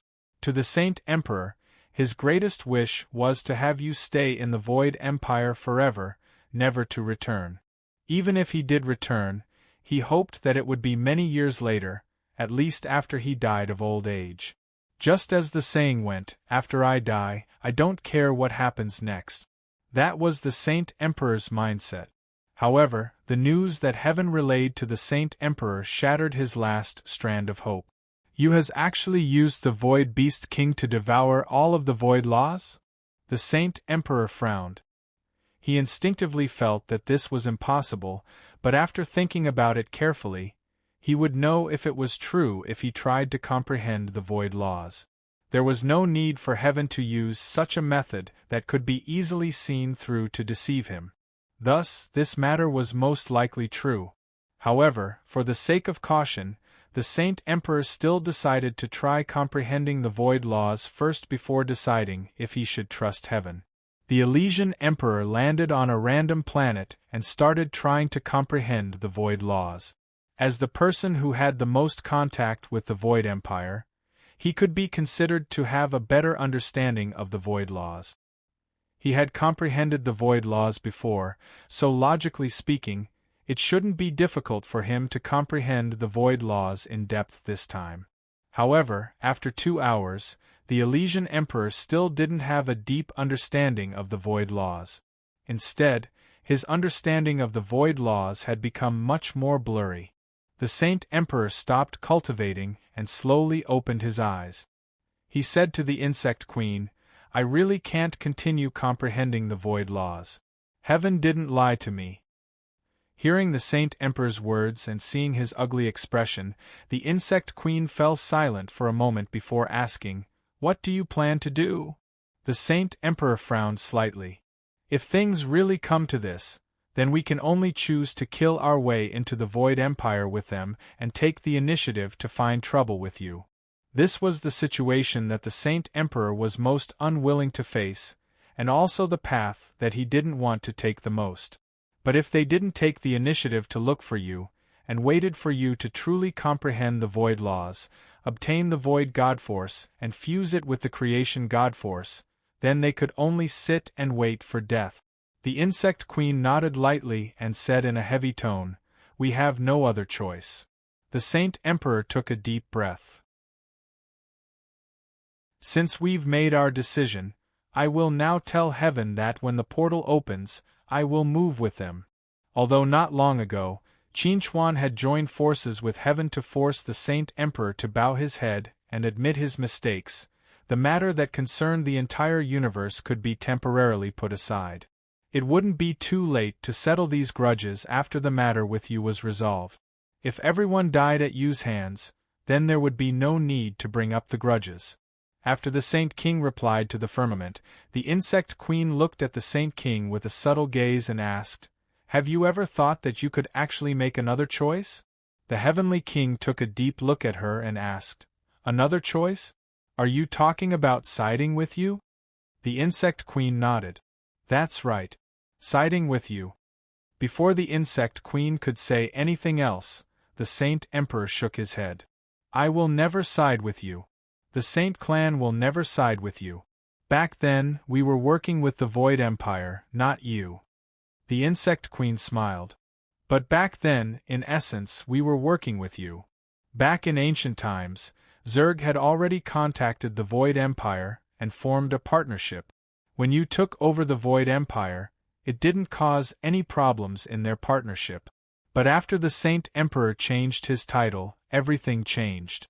In essence, I will never side with you again." The Saint Emperor looked at the Insect Queen with a determined gaze. When Zerg first formed a partnership with the Void Empire, the Saint Emperor wasn't even born yet. He wasn't strong enough to fight against you. But now, when there was a chance to fight against you and free all of Zerg, the Saint Emperor didn't want all of Zerg to continue working for you. The Insect Queen frowned and said to the Saint Emperor, "This should be our best choice." The Saint Emperor looked deeply at the Insect Queen and said word by word, "I'll say it again. I'd rather the entire Saint race be exterminated, or even be called the Insect race for the rest of my life, than have the entire Saint race continue to be slaves to the Emperor.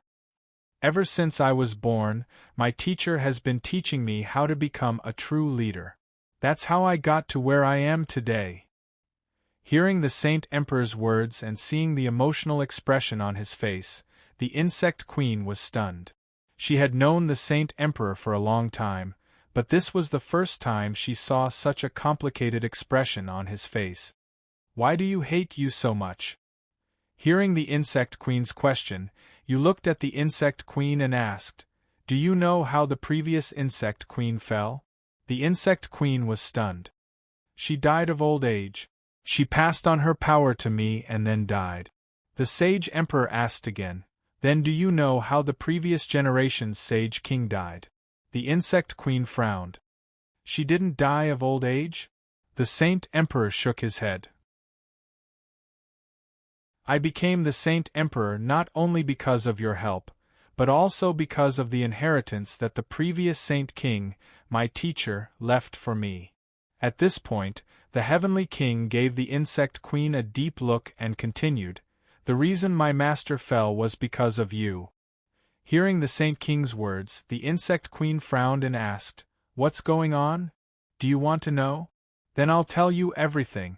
The Saint Emperor had a resolute expression on his face. It was as if he had made an important decision. When the Insect Queen saw the resolute expression on the Saint Emperor's face, she suddenly felt uneasy. It was as if something bad was about to happen. The Saint Emperor took a deep breath and said, "Do you still remember? That was the second time we met. We talked about eternal life, divine artifacts, and the one true God, Atheist. It was also at that time that you had a bold idea. You wanted to become a divine artifact and live forever." Hearing the Saint Emperor's words, the Insect Queen couldn't help but reveal a look of shock. Chapter 1429. The Saint Emperor calmly looked at the Insect Queen's shocked expression and said in a flat voice, "Are you very surprised? Did you not think that I was the one who secretly guided you to think of becoming a divine artifact and becoming immortal?" The Insect Queen found it hard to believe. She never thought that the Saint Emperor was the one who secretly guided her to become a divine artifact. "So, you never loved me from the beginning, did you? This is also why you never woke me up after 4,000 years. It was only when Zadie forced you into a corner that you had no choice but to wake me up. Am I right?" The Insect Queen's heart was filled with sorrow and despair when she said this. She never thought that the person she loved so deeply would have ulterior motives from the start. The Insect Queen was once a supreme existence and was now a divine artifact. Although she was extremely powerful, she was no different from other girls when it came to feelings. She would still be moved by men she liked, and she would still enjoy the uncontrollable desire during the ambiguous period, the sweetness of love, and the blissful warmth afterwards. But now, all of this was shattered because of the man in front of her. Facing the Insect Queen in pain and despair, the Saint Emperor pursed his lips and softly said, "Some things are not what you think." The Insect Queen laughed bitterly and said, "Then you better explain to me what's going on." The Saint Emperor sighed and said to the Insect Queen, "The previous Holy King, who was also my teacher, once had the chance to become a supreme existence, but he failed in the end because he died. Someone didn't want to see the birth of a second supreme existence in our sacred clan. And you should be able to guess that person even if I don't say it. It was you." The Insect Queen sneered when she heard the Saint Emperor's words. "You couldn't leave the Void Empire back then, right? What, could it be that you could kill the previous Holy King from an infinite distance in the Void Empire?" The Saint Emperor looked at the Insect Queen with a complicated gaze and said, "Although you couldn't kill my teacher in the Void Empire, he could borrow the hands of others. The person who killed my teacher back then was Zadie." "Impossible. If Zedder had come to the Sage Monarch continent, there's no way I wouldn't have noticed him. And I wouldn't have given him a chance to kill the previous Sage Monarch." The Sage Emperor sighed and asked, "Try to recall what you were doing before and after teacher's death." "I'm here." The Insect Queen seemed to have thought of something, and her face instantly turned extremely ugly. The previous Saint Ruler had died over 5,000 years ago. At that time, the Insectoid Queen had just accepted the legacy of the previous Insectoid Queen and became the new Insectoid Queen. It was also at that time that she learned from the dying Insectoid Queen that the previous Insectoid Queen had secretly executed her childhood sweetheart so that she could focus on cultivation. After learning of this, she, who had been promoted to the next generation of Insect Queen, was depressed for 200 years. During these 200 years, the previous Saint King died. When the Insect Queen walked out of the shadow of the past, the Saint King she saw was the young Saint King at that time. After recalling this matter, the Insectoid Queen's expression couldn't help but become even more pained. Seeing the Insectoid Queen's incomparably sad expression, the Sage Emperor's heart was filled with a sense of satisfaction. If the Insectoid Queen hadn't closed herself off because of her own selfish desires, his teacher wouldn't have died. After the pain subsided, the Insectoid Queen took a deep breath and looked at the Sage Emperor with an extremely resentful gaze. "So, when you first met me, you deliberately got close to me and made me fall in love with you. Then you used this method to take revenge on me, right?" When the Sage Emperor heard this, he couldn't help but fall silent. At that time, he really did want to take revenge on the Insectoid Queen. At the same time, he wanted to use the Insectoid Queen's power to become a supreme existence. He wanted to complete the path that his teacher hadn't been able to complete. At the same time, he wanted to destroy the Insectoid Queen's life. Therefore, the Insectoid Queen's dream of eternal life and becoming a god item appeared in his mind. However, in the process of executing this plan, a small accident occurred. Without him realizing it, he also fell in love with the insectoid queen. This sounded very absurd.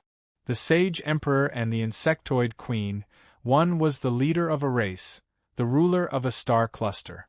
The other was a supreme existence, an incomparably powerful god. How could these two people have such a special feeling of love? However, who said that powerful cultivators couldn't have love? It was also because of this that the sage emperor suddenly realized that he had fallen deeply in love with the insectoid queen after she refined herself into a god item. Facing the insectoid queen who had fallen into a deep slumber, the sage emperor's heart was extremely conflicted and sad. He wanted to awaken the insectoid queen and live together with her. However, he couldn't let go of his hatred for his teacher. If it wasn't for his teacher, he wouldn't be who he was today. Between these two difficulties, 4,000 years passed in the blink of an eye. If it wasn't for the fact that the two of them had some differences in opinion today, he wouldn't have spoken about this matter that had been buried in his heart for so many years. However, he also fell deeply in love with the insectoid queen. This was something that he couldn't say no matter what. So, this is just your revenge against me. It's a hunting game, right? The insectoid queen looked at the sage emperor with resentment. She hated the sage emperor for only telling her this now. At the same time, she hated herself even more. Why did she fall in love with the sage emperor back then? The sage emperor remained silent. He didn't explain or deny anything. Seeing the sage emperor's silence, the insectoid queen's heart turned to ashes. She no longer had any illusions about the sage emperor. At the same time, the white glove that was tightly attached to the sage emperor's right arm suddenly began to struggle violently. It actually wanted to break free from the sage emperor. What are you doing? You're crazy. The sage emperor turned pale with fright.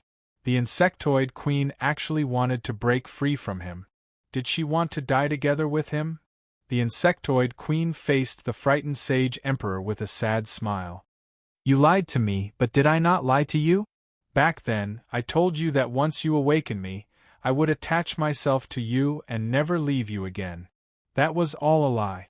I was only afraid that you would lend me to someone else after I became a divine weapon.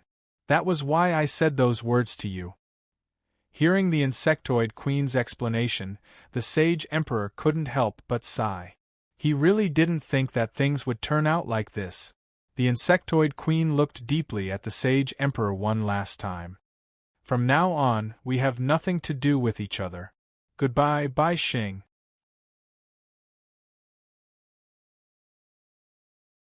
Chapter 1430. The Saint Emperor did not chase after the insect queen, nor did he want to know where she went. He knew that from the moment he revealed all the secrets in his heart, there was no possibility for the two of them to continue walking together. This is all the will of the heavens. The Saint Emperor sighed again. If you had not killed his teacher, he would not have known the insect queen and would not have wanted to take revenge on her. There would not have been so many things after that. Therefore, he wanted to take revenge on you. Starting point. Lu Zi stood on a tall building and looked in the direction of Stansos. She had a subtle expression on her face, as if she was looking forward to something. Da-da-da. The sound of high heels clicking on the ground came from behind Lu Zi. Ningya, who was wearing a white cheongsam, slowly walked over and stood beside Lu Zi. She smiled and asked Lu Zi, "Are you ready?" Lu Zi nodded and said to Ningya, "Thank you, teacher, for your careful teaching during this period of time." Ningya smiled and said, "I'm just at the late Dongshu realm, so I'm not qualified to guide you. I'm just telling you some of my ideas. Rather than saying that I'm guiding you, it's better to say that I've learned a lot from you. A teacher for a day is a mother for life." Lu Zi looked at Ningya and said seriously, "You are Qinchuan's teacher and you are my teacher. You will always be." When she heard LVZ mention Qinchuan, Ningya's gaze towards LVZ could not help but become a little distressed. During this period of time, Only she knew how much effort this girl in front of her had put in order to keep up with Qin Chuan's footsteps and help him. She had never told anyone about all of this, and had always silently kept it in her heart. Silly child, you are really silly. You should also have your own wonderful life. Why must you follow in his footsteps? On one hand, Ningyu was gratified that Qin Chuan could have a confidant like Lu Zi. On the other hand, she felt sorry for Lu Zi. Although Lu Zi was very talented, it was still too difficult for her to catch up with Qin Chuan. Lu Zi smiled and said to Ningyu, "Teacher, my life has always been wonderful. Moreover, don't you think that only by standing beside Qin Chuan can I see a more wonderful world?" Lu Zi's answer left Ningyu speechless. However, since Lu Zi liked it, there was no need for her to say more. Just as Lu Zi and Ningyu were talking, a thick fog suddenly filled the city of Starting Point. This fog was very strange and light purple. It almost shrouded the entire city of Starting Point. All the pedestrians walking in the fog felt like they were in a space-time disorder. Lu Zi looked at the fog that filled the entire city of Starting Point and said softly, "The fog is rising. I should also advance." As soon as Lu Zi's voice fell, a very mysterious aura suddenly burst out from Lu Zi's body. This aura was not obvious at first, but as time passed, this aura gradually became stronger and the pressure was extremely amazing. At this moment, everyone in the entire city of Starting Point could feel Lu Zi's aura. It felt like a god descending from the sky. Governor's mansion. Knight Serenity, who was dealing with official business, stood in front of the window. She looked at the thick fog outside the window in surprise. When she sensed the familiar aura, the expression on her face could not help but become a little startled. "This is Lu Zi. Could it be that she has already taken that step?" Knight Serenity could not believe it. Not long ago, there was news that Qin Chuan had successfully advanced to the level of perfected existence. How long had it been? How could Lu Zi catch up with him? In the city of Starting Point, those who were familiar with Lu Zi had already seen some clues from the fog that filled the entire city. Some people were amazed, some were envious, and more people were sighing with emotion. Qin Chuan had just advanced to the level of perfected existence not long ago, and Lu Zi had also advanced to the level of perfected existence. It really gave people the feeling that the husband and wife were singing together. The feelings of a celestial couple were really enviable. Qin Chongqing looked at the fog that filled the sky and said sourly, "Back then, my strength was on par with Lu Zi's. Now, she has already become a perfected existence, but I'm still lingering in the Dongshu stage. There's still a long way to go before I can advance to the unification stage. The gap between people is really too big." Hearing Qin Chongqing's sigh, Lan Shuxin, who was playing with her child, looked up at Qin Chongqing and said, "You have to have confidence in yourself.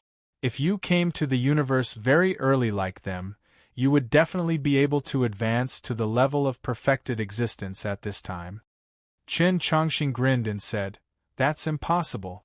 Senior sister controls much more power than me in the domain of the law of gold. I can't win against senior sister." Lan Shuxin did not know whether to laugh or cry when she heard that. Thinking that he could not win before even trying, he was too negative. Qin Chongqing turned around and said to Lan Shuxin with a smile, "It's enough for me to be able to reach this level in my life. For the rest of my time, I just want to warm the bed with my wife and children. I'll leave everything else to fate." Lan Shuxin looked at Qin Chongqing with longing in her eyes and said softly, "As long as you're happy, you can do anything." In the cultivation room, Zhou Lin, who was dressed in white sports attire, stood in front of the window and looked at the thick fog outside. The expression on her face was very complicated. It was hard to tell whether it was regret or joy. "I didn't expect you to be ahead of me this time. However, I'll be able to catch up very soon," Zhou Lin muttered softly. She lowered her head and looked at the golden ball of light that was condensing in her hand.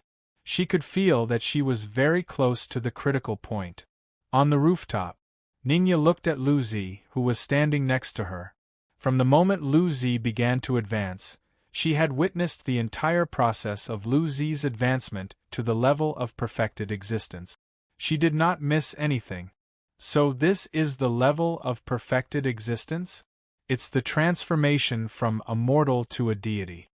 Ningya looked at Lu Zi with a subtle gaze. At this moment, Lu Zi did not look any different from before. However, from her perception, Lu Zi had undergone a tremendous change from the inside out. This change made Ningya have the urge to look up to Lu Zi. When the fog gradually dissipated, the strong pressure on Lu Zi's body also gradually retracted. At this moment, Lu Zi had returned to her usual quiet and cold girl. She did not seem to be anything special. Teacher, I feel that I've become stronger. I've obtained an unprecedented amount of power. Lu Zi slowly turned her head and looked at Ningya. At this moment, Lu Zi's eyes were no longer amber like before. Instead, they had become a deep purple that was as clear as crystal. Just one look was enough to make people feel like they were going to sink into it.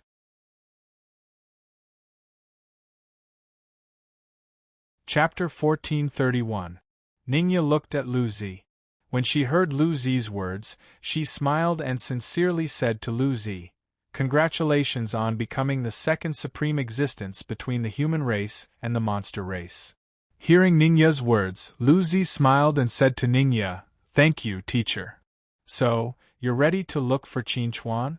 Ningya knew that Lu Zi worked so hard to catch up to Qin Chuan. Now that she did it, it was naturally time for her to look for Qin Chuan. Lu Zi nodded and said to Ningya, "I'll wait for a while. Then I'll go to Stanso's to look for Qin Chuan." Wait for a while? Ningya only thought for a moment and understood what Lu Zi meant. She glanced at Zhou Lin's cultivation room and asked Lu Zi, "How's Zhou Lin's progress?" LVZ thought for a moment and replied, "Her progress is about the same as mine, but because very few people control the power of the law of illusion, it's much smoother for me to control the power of the law of illusion, so my progress is naturally faster than hers." Hearing Lu Zi's answer, Ningya asked again, "How long do you plan to wait?" Lu Zi was about to answer Ningya's question. Suddenly, she seemed to have sensed something. She turned her head and looked in the direction of Zhou Lin's cultivation room. She smiled and said to Ningya, "Teacher, I don't think I need to wait." Ningya was slightly taken aback when she heard this. Just as she was about to speak, a golden light suddenly shot into the sky from afar. This golden light spread in all directions at an extremely fast speed, rendering the city of Starting Point, which had just dispersed the fog, into a golden city again. Everyone who was surprised by the appearance of the fog was dumbfounded when they saw the intense golden light. Shit! Chen Chongqing couldn't help but curse. They were just talking about Zhou Lin and thought that Zhou Lin was the most likely person to reach the pinnacle of the law of metal. Who would have thought that in the blink of an eye, Zhou Lin would really do it? Chen Chongqing wasn't the only one who was stunned by this sudden development. Everyone else was shocked as well. Lu Zi and Zhou Lin had actually advanced to the pinnacle of existence on the same day. Moreover, it was almost seamless. As expected of senior Zhou Lin, Lan Xuxin followed Chen Chongqing and addressed Zhou Lin as senior sister. In reality, Zhou Lin was only Qin Chuan's senior sister. This way we'll have three supreme beings. TSK, TSK, TSK. Why do I feel like we humans have become the strongest race in the universe? Does this count as reinstating the prestige of the top 10 ancient clans? Chen Chongqing was full of smiles. For someone like him who didn't have much ambition, the stronger his family was, the better his life would be. This was a great thing for him. Hearing Chen Chongqing's words, Lan Xuxin said to Chen Chongqing, "The human race and the demon race are one. We are bound together for good or ill. It's fine in front of me, but when you talk about the human race in front of others, remember to bring up the demon race." Chen Chongqing chuckled and said, I know what you're worried about. I think you're overthinking it. Whether it's Boss or Lu Zi, they both have the bloodline of the true dragon. Although they're humans, they're also considered demons. Therefore, they're the pinnacle of both humans and demons. I've never had the intention of drawing a clear line with the demons. Lan Shuxin sighed and said to Chen Chongqing, You may think this way, but others may not think the same. You'd better be careful with your words and actions.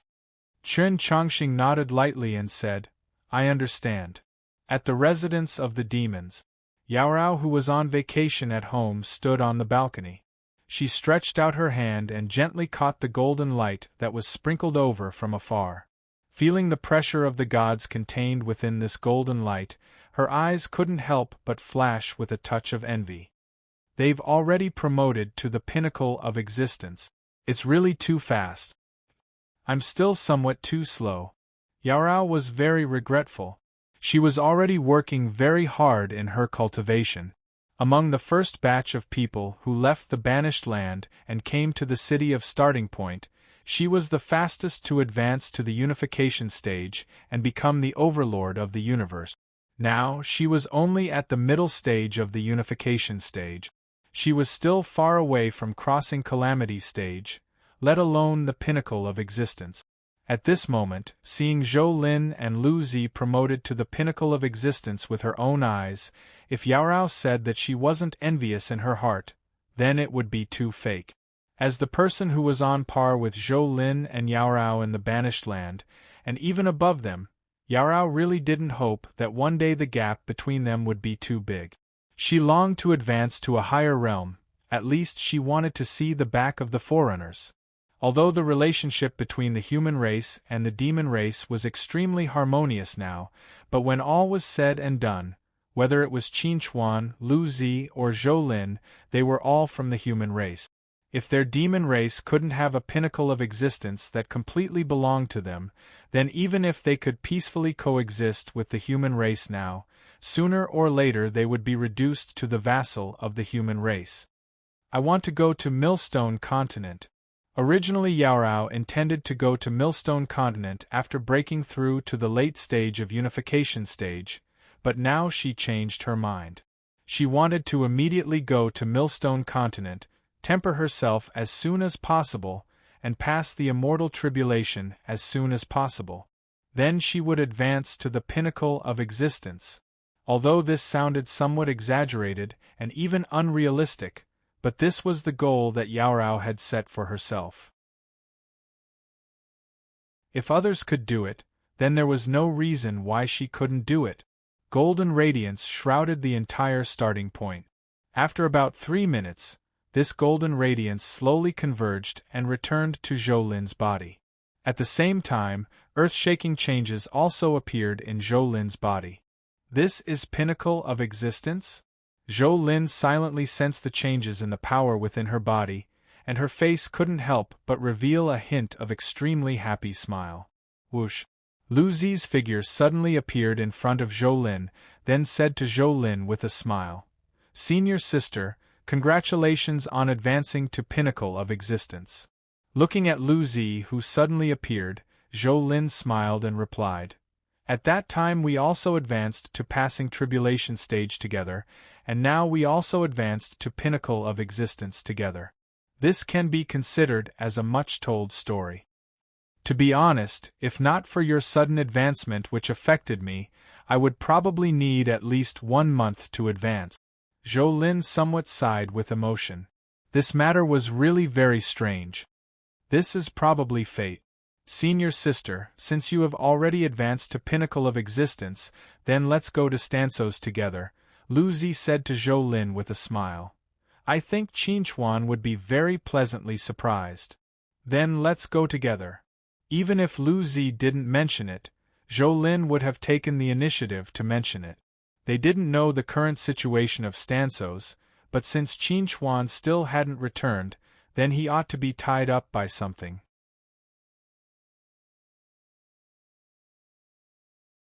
Chapter 1432. Stansos, District 1.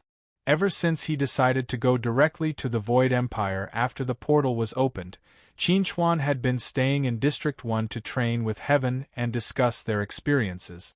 Now, Qinchuan still knew nothing about what happened in the city of Starting Point. Heaven looked at Qinchuan and said, "I just received a message from the Holy Emperor.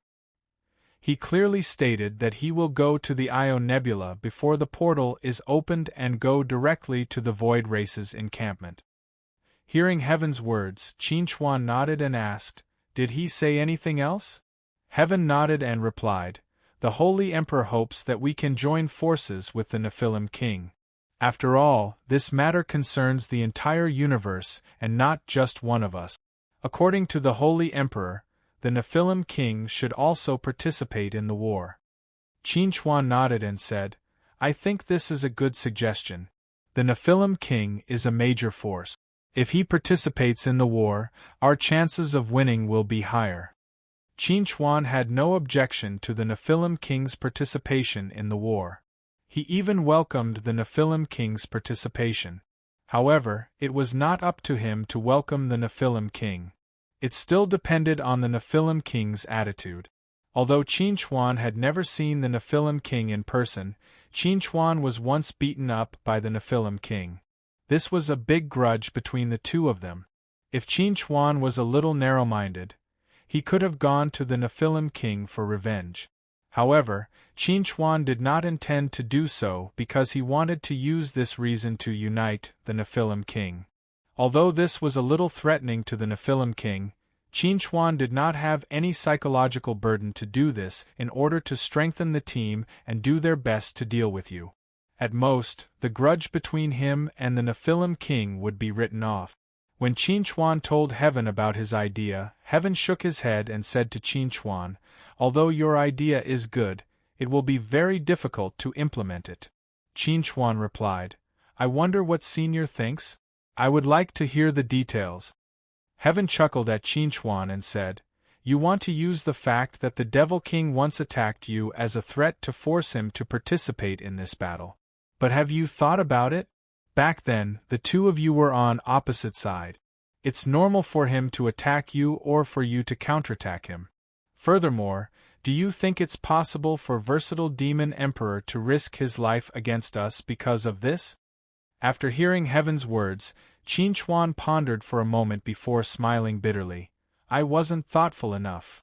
Chang Tian chuckled and said to Qinchuan, "If we really use this reason to threaten the Demon Emperor, I'm guessing that he'll most likely ask you to retaliate and end this matter." Qinchuan grinned when he heard this and he said, "So, let's just not mention this matter and act as if nothing happened.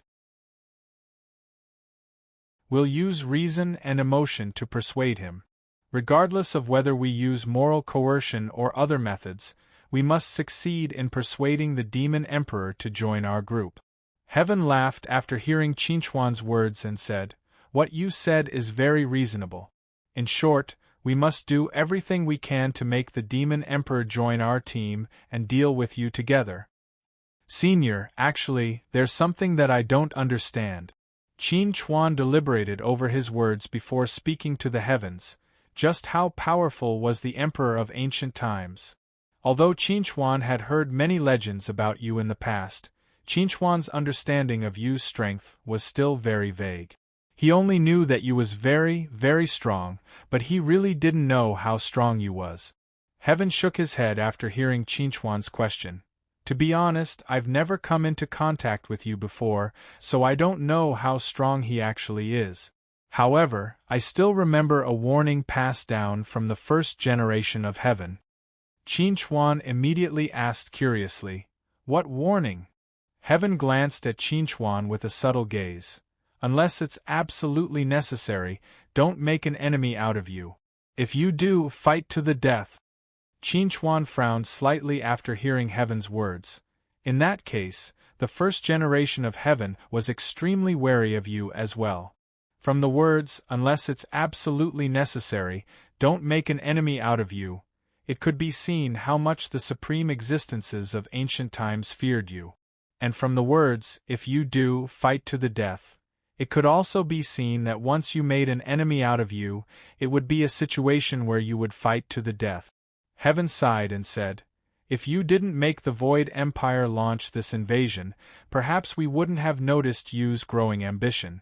Since ancient times, you has never given up on the idea of annexing the entire universe. If we don't want to become you's slaves, we can only rise up and resist. If you was willing to stay in the Void Empire for the rest of his life, Heaven wouldn't be willing to make an enemy out of you. However, when you clearly expressed his intention to launch another war and annex the entire universe, they had to fight to protect their home. If they won, it would naturally be a happy ending. If they lost, they would die in battle and there would be no need to think about other things. Hearing Yu's words, Qin Chuan pursed his lips and said, "Senior, we won't lose." Heaven nodded and was about to speak when he suddenly sensed something in his heart. He raised his eyes and looked into the distance with a surprised expression on his face. Qin Chuan noticed the change in Heaven's expression and his heart skipped a beat. Then, he turned his head and looked in the direction Heaven was looking at. His eyes were filled with disbelief. Two tall figures slowly walked over from the distance and arrived in front of the two in the blink of an eye. Qin Chuan was very familiar with these two people. One was his senior, and the other was his lover who had accompanied him all the way. However, at this moment, Qin Chuan felt that these two people were extremely unfamiliar. "What, after not seeing each other for a while, you don't recognize us anymore?" Lu Zi saw Qin Chuan's surprised expression and pursed her lips into a smile. It was exceptionally moving. Zhou Lin smiled faintly and said, "It's not that he doesn't recognize us, it's just that he doesn't dare to acknowledge us." Hearing Lu Zi and Zhou Lin's words, Qin Chuan finally recovered from his shock. He looked at Zhou Lin and then looked at Lu Zi and asked in surprise, "When did the two of you become ultimate existences? How is that possible? If you can become an ultimate existence, why can't we? Could it be that you are looking down on us?" Lu Zi smiled and even winked at Qin Chuan playfully. She didn't look like an ultimate existence at all, but more like a girl next door.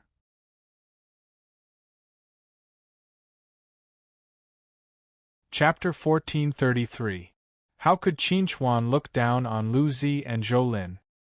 He just felt that both Lu Zi and Zhou Lin's ascension was too sudden and unexpected. "You guys really surprised me." Qin Chuan didn't know what to say to express his excitement.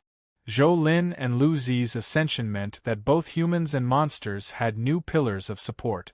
This was great news. "We purposely didn't tell you this because we wanted to give you a surprise."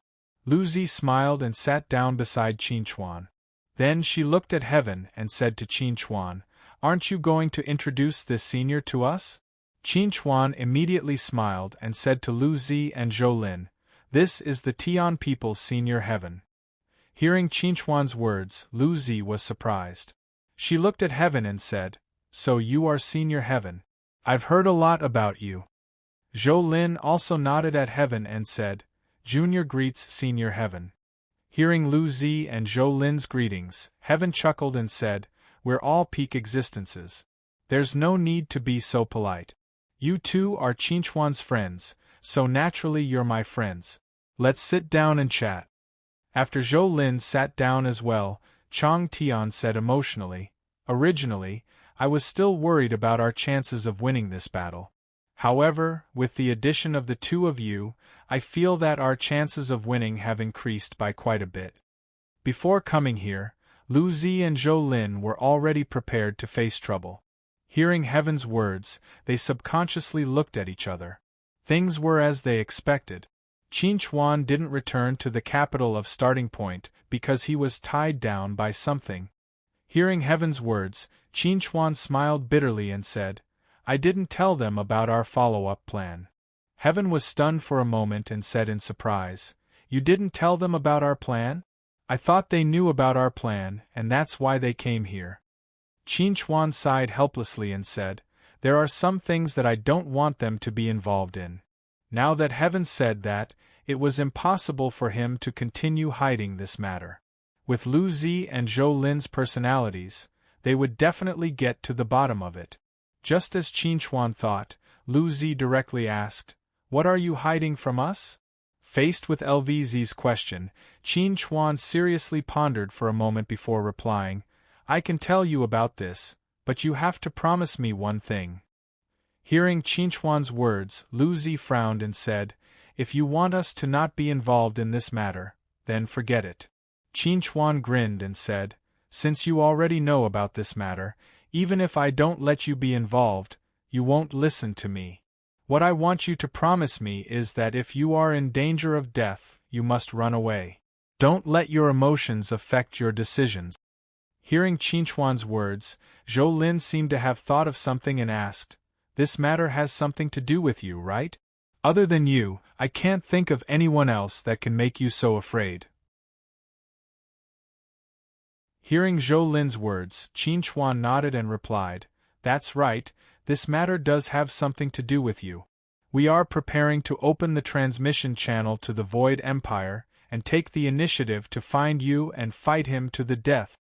Lu Zi and Zhou Lin were stunned when they heard Qin Chuan's reply. On the way to Stansos, they had thought of many possibilities, but almost all of them revolved around the possibility of a new round of invasion by the Void Empire. They never thought that Qin Chuan and the others were already planning a counterattack on the Void Empire and invading the Void Empire. Seeing the stunned expressions on Lu Zi and Zhou Lin's faces, Qin Chuan explained, "We didn't originally have this idea, but due to some special circumstances, we had no choice but to make this decision." Then, Qin Chuan told Lu Zi and Zhou Lin about the consequences of Zadie's death. When they learned that you was already on the path to becoming a god of creation, Lu Zi and Zhou Lin were both shocked. Who would have thought that killing Yu's right-hand man was not to weaken you, but to strengthen you in a disguised way? "How long will it take to open the portal?" Lu Zi was more concerned about this question.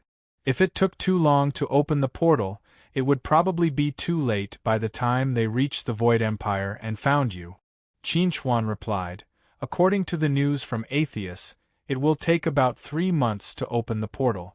According to my calculations, you shouldn't be able to take that final step within 3 months, so we still have hope, but the hope is very slim." To them, this plan was actually a huge gamble. They were betting that you would not be able to obtain the divine power of the Void Empire and fuse it with the God of Creation's divine power within 3 months. If they won, they still had hope of winning, but if they lost, they would be doomed eternally. It was precisely because of this that Qin Chuan did not want Lu Zi and Zhou Lin to be involved in this matter. With the two of them around, even if all of them were sacrificed, they could still lead the humans and demons back to the land of exile, preserving a spark and hope. At this point, Qin Chuan paused for a moment, then said to Lu Zi and Zhou Lin, "Actually, I don't want the two of you to be involved in this matter.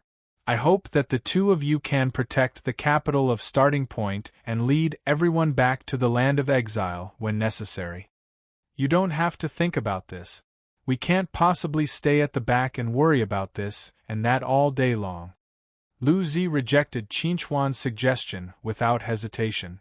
Many people could protect the capital of Starting Point and retreat to the land of exile, but fighting alongside Qin Chuan was something that no one else could do except for the two of them who had already ascended to the pinnacle of existence. Therefore, they had to participate in this battle. Seeing how resolute Lu Zi and Zhou Lin were, Qin Chuan did not mention this matter again. He turned to Lu Zi and said, "Senior Firmament and I will be making a trip to the Great Demonic Star Cluster to meet the Demon King. You two, I have a mission for you." Zhou Lin heard this and asked, "What mission?" "This mission is about Bai Yu." Qin Chuan said to the two of them, "Some time ago, Bai Yu returned to the Eternal Forest and has not returned. Recently, I feel that my spiritual connection with Bai Yu has become a little blurred. I want the two of you to go to the Eternal Forest and see how Bai Yu is doing."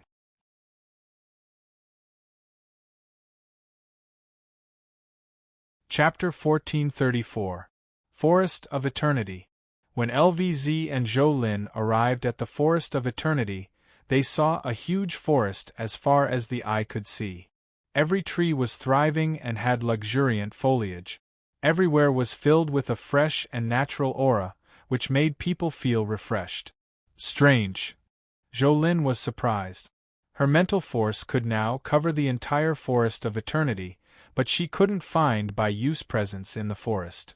Lucy encountered the same situation.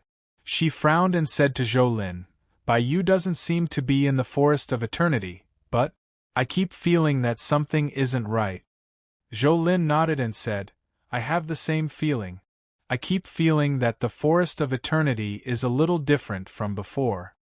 Let's go down and take a look."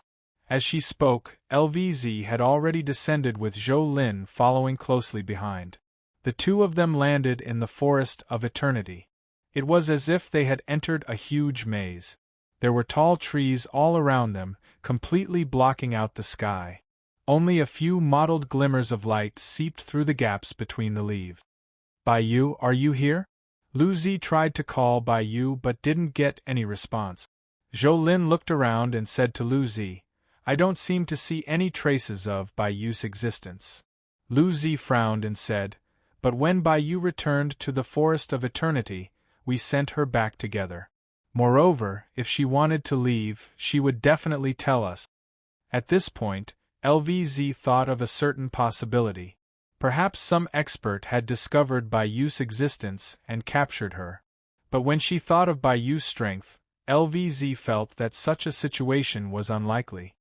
"Let's tell Qinchuan about this first," Jolene suggested to Lucy. "Bayou is our companion. Her safety is very important." LVZ nodded. Just as she was about to contact Qinchuan through the optical supercomputer, a weak voice suddenly rang in her ears. "Don't tell Qinchuan." Lucy was stunned when she heard the voice. She looked at Jolene and Jolene looked over at the same time. Clearly, Jolene had heard the voice as well. That voice should be Bayou. Jolene wasn't too sure. She hadn't spent much time with Bayou, and the voice just now was very weak and vague, so she wasn't sure if the person who spoke was Bayou. However, Lucy, as someone who spent almost all her time with Bayou, almost instantly confirmed that this was Bayou's voice.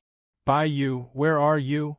LVZ looked around, searching for Bayou's whereabouts. "I am right beneath your feet." Bayou's voice came from all directions, making Lucy and Jolene feel like Bayou was everywhere. "Beneath our feet?" Hearing Bayou's answer, LVZ looked down in shock. They were standing on solid ground. Jolene looked at Lucy in shock. "Could it be that Bayou is under the eternal forest?" "No, I became the eternal forest." Bayou's words once again rang in LVZ and Jolene's ears, causing them to be shocked once more. Bayou became the eternal forest? What was going on? "It's actually not that complicated. After I returned to the forest of eternity, I unintentionally connected with the forest of eternity and fused with it. With the help of the forest of eternity's power, I can complete the final transformation and become a god artifact." Hearing Bayou's explanation, LVZ and Jolene were completely shocked. Bayou could become a divine artifact. "This is great news." Lucy smiled at Bayou. "Can you come out and see us now?" "No, I have to completely transform into a divine artifact before I can come out." Hearing Bayou's answer, Jolene asked curiously, "Then are you in the process of transforming? Is there anything we can help with?" Lucy also said, "Yes, you can tell us directly if you need anything. If Qinchuan knows that you're about to transform into a divine artifact, he'll be very happy." Bayou fell silent after hearing Lucy's words. Lucy suddenly realized that there seemed to be a problem between Bayou and Qinchuan. Earlier, when they couldn't find Bayou and wanted to tell Qinchuan about this, Bayou suddenly appeared and stopped them. Now, when she mentioned Qinchuan again, Bayou fell silent again. Didn't this mean that Bayou didn't want Qinchuan to know about this? Jolene frowned and said to Bayou, "Before we came here, Qinchuan told us that your mental connection with him has become somewhat blurry. Hearing Zhou Lin mention this, Bai Yu could no longer remain silent. She responded, "That's why I haven't been able to complete the final transformation." "What do you mean?" Zhou Lin didn't understand. Since she had already brought this up, Bai Yu didn't want to hide it anymore. She explained slowly, "If I want to transform into an artifact, I have to break my mental connection with Qinchuan, but I don't want to break my connection with Qinchuan." After hearing Bai Yu's explanation, Lu Zi finally understood where the problem was. She asked with confusion, "If severing your mental connection with Qinchuan can allow you to transform into an artifact, I'm sure Qinchuan will be happy to make this exchange." From the beginning, Bai Yu had been their companion. Later, due to certain reasons, Bai Yu became the Hope's artifact spirit and was bound to Qinchuan by blood. Even though Bai Yu had been appearing as part of the Hope, they had never treated her as an artifact. They had always treated her as their companion. As she said, if the price for transforming Bai Yu into an artifact was severing her mental connection with Qinchuan and no longer being Qinchuan's master, then Qinchuan would definitely be willing to make this exchange. However, Bai Yu didn't seem to be willing to make this exchange. Lu Zi advised Bai Yu, "Bai Yu, we're companions and can always be together.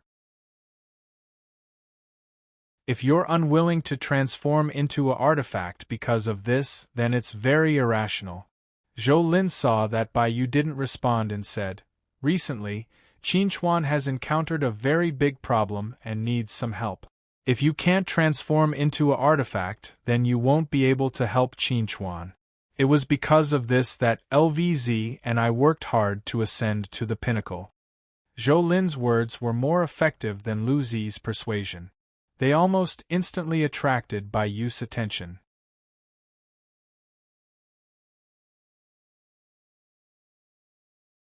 Chapter 1435.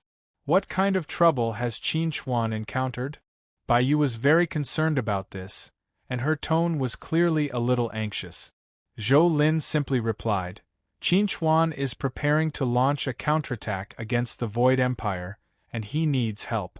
But only people at the level of divine artifacts or peak existences can participate in this matter. If you can't transform into a divine artifact, then you can't help Qinchuan." Bai Yu immediately asked, "So if I can't transform into a divine artifact, then Qinchuan won't allow me to help him?" Zhou Lin shook her head. "It's not that Qinchuan won't allow you to help him, but if you can't transform into a divine artifact, you won't be able to help him at all. That's why Lu Zi and I worked so hard to ascend to peak existences." At this moment, Bai Yu could sense that both Zhou Lin and Lu Zi's auras were extremely powerful, and they'd clearly far surpassed the demigod realm. "I understand." Bai Yu's figure gradually appeared before Zhou Lin and Lu Zi. She took a deep look at Zhou Lin and Lu Zi, and she seemed to have made up her mind to transform into a divine artifact. Rumble! Just as Bai Yu made up her mind, the entire Forest of Eternity suddenly trembled violently. Lu Zi and Zhou Lin immediately flew out of the Forest of Eternity when they saw this, and they looked down at the changes happening to the Forest of Eternity from above.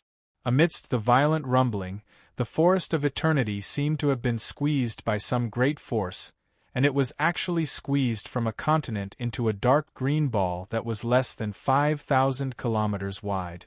At the same time, the ball emanated an extremely shocking pressure, and it seemed like some powerful being was about to be born from within. As the ball cracked open, a petite figure was born from within. She wore a dark green gauze dress, and her features were picturesque. Her dark green hair cascaded down to her ankles like a waterfall, and she was extremely beautiful. Lu Zi couldn't help but reveal a subtle expression when she saw the figure with her eyes closed. "I don't know why, but I suddenly feel very uneasy." It was clear that their side was getting stronger and stronger, but Lu Zi didn't feel at ease. Instead, she felt more and more nervous. Hearing Lu Zi's words, Zhou Lin lightly nodded and said, "I have the same feeling. I keep feeling that the stronger we are, the harder it is to defeat you. I don't know if this is my misconception, but I keep feeling that something is not right. This feeling could be said to be very mysterious. It was a phenomenon that was difficult to explain with words. Perhaps they were not the only ones who had this feeling. Perhaps Qinchuan also had this feeling, or even the heavens. However, no matter how uneasy they felt, there were some things that had to be done. Buzz. Bayu's body glowed with a bright green light. She had finally completed the final transformation and become a divine artifact. Congratulations! Luzi smiled at Bayu. Being able to see the people around her getting stronger was something worth celebrating. Congratulations! Zhou was also sincerely happy for Bayu's transformation. Hearing Zhou and Luzi's congratulations, Bayu smiled and said, "Congratulations to you too. If you didn't come over, I'm afraid I would have missed this matter." "Actually, you shouldn't have been so conflicted," Luzi said to Bayu. "We've always been friends. If Qinchuan knew what you were thinking, he would probably be angry." Bayu pursed her lips and said in a low voice, "In the past, Qinchuan has helped me many times. I just feel that if I can always feel Qinchuan's presence, I'll be very at ease." "I know, because I'm the same as you. As long as I'm by Qinchuan's side, I'll feel extremely at ease." Luzi smiled. She could understand Bayu's feelings because she felt the same way about Qinchuan. As long as she was by Qinchuan's side, she would not feel afraid even if she faced the most terrifying danger in the universe. Zhou smiled and said to Bayu, "Now, should we tell Qinchuan about your transformation into a divine artifact?" Bayu nodded and said, "Of course. Great demonic star cluster." Now that he had come to the great demonic star cluster again, Qinchuan's mood was very different from before. He remembered that the first time he came to the great demonic star cluster, it was because of the war. He came as a volunteer to support the One God religion and even organized a surprise attack on the demonic star cluster. At that time, he won the cheers of many people. This time, he had become one of the most powerful people in the universe after coming to the demonic star cluster. His mentality was naturally very different from before. Revisiting an old place makes me very emotional. Qinchuan smiled and sighed. Hearing Qinchuan's words, Song Tian chuckled and said, "I remember that a few years ago, you were still a soldier on the front line. Although you had some fame, you didn't attract our attention. Do you know when I first noticed you?" Qinchuan asked curiously. "When?" Song Tian smiled and said, "When you had just advanced to the transcending tribulation stage. You killed Fetitic and Guru by yourself. If it wasn't for the demon emperor, even Foe would have died at your hands. After that battle, I noticed that there was actually such an outstanding genius like you in the universe. Moreover, your background is very special. You came from the ancient human clan, but you have gathered the luck of the ancient human clan and the ancient demon clan." Qinchuan grinned and asked, "At that time, Senior, did you think that I would be able to reach where I am today?" Song Tian shook his head and said, "To be honest, I really didn't think that you would be able to reach where you are today in just a few years. You have to know that all of us have gone through a lot of hardships before becoming supreme beings. No one has ever become a supreme being as easily as you. However, when the existence of the runic sword was exposed, all of this seemed to be natural. After all, you also relied on the runic sword to become a supreme being back then." Song Tian paused for a moment and said, "It is also because of your existence that I saw a slight possibility of defeating you." Qinchuan smiled and said, "Senior, don't praise me like that. I will become arrogant. Defeating you isn't something that can be done by one person. Only when all of us are united can there be a slight possibility." Hearing Qinchuan's words, Song Tian sighed and said, "So, you have always felt uneasy in your heart, right?" Qinchuan nodded honestly and replied, "Yes, I really feel uneasy in my heart. The stronger our side is, the more uneasy I feel. I have a feeling that our chances of winning are getting smaller and smaller. It really shouldn't be.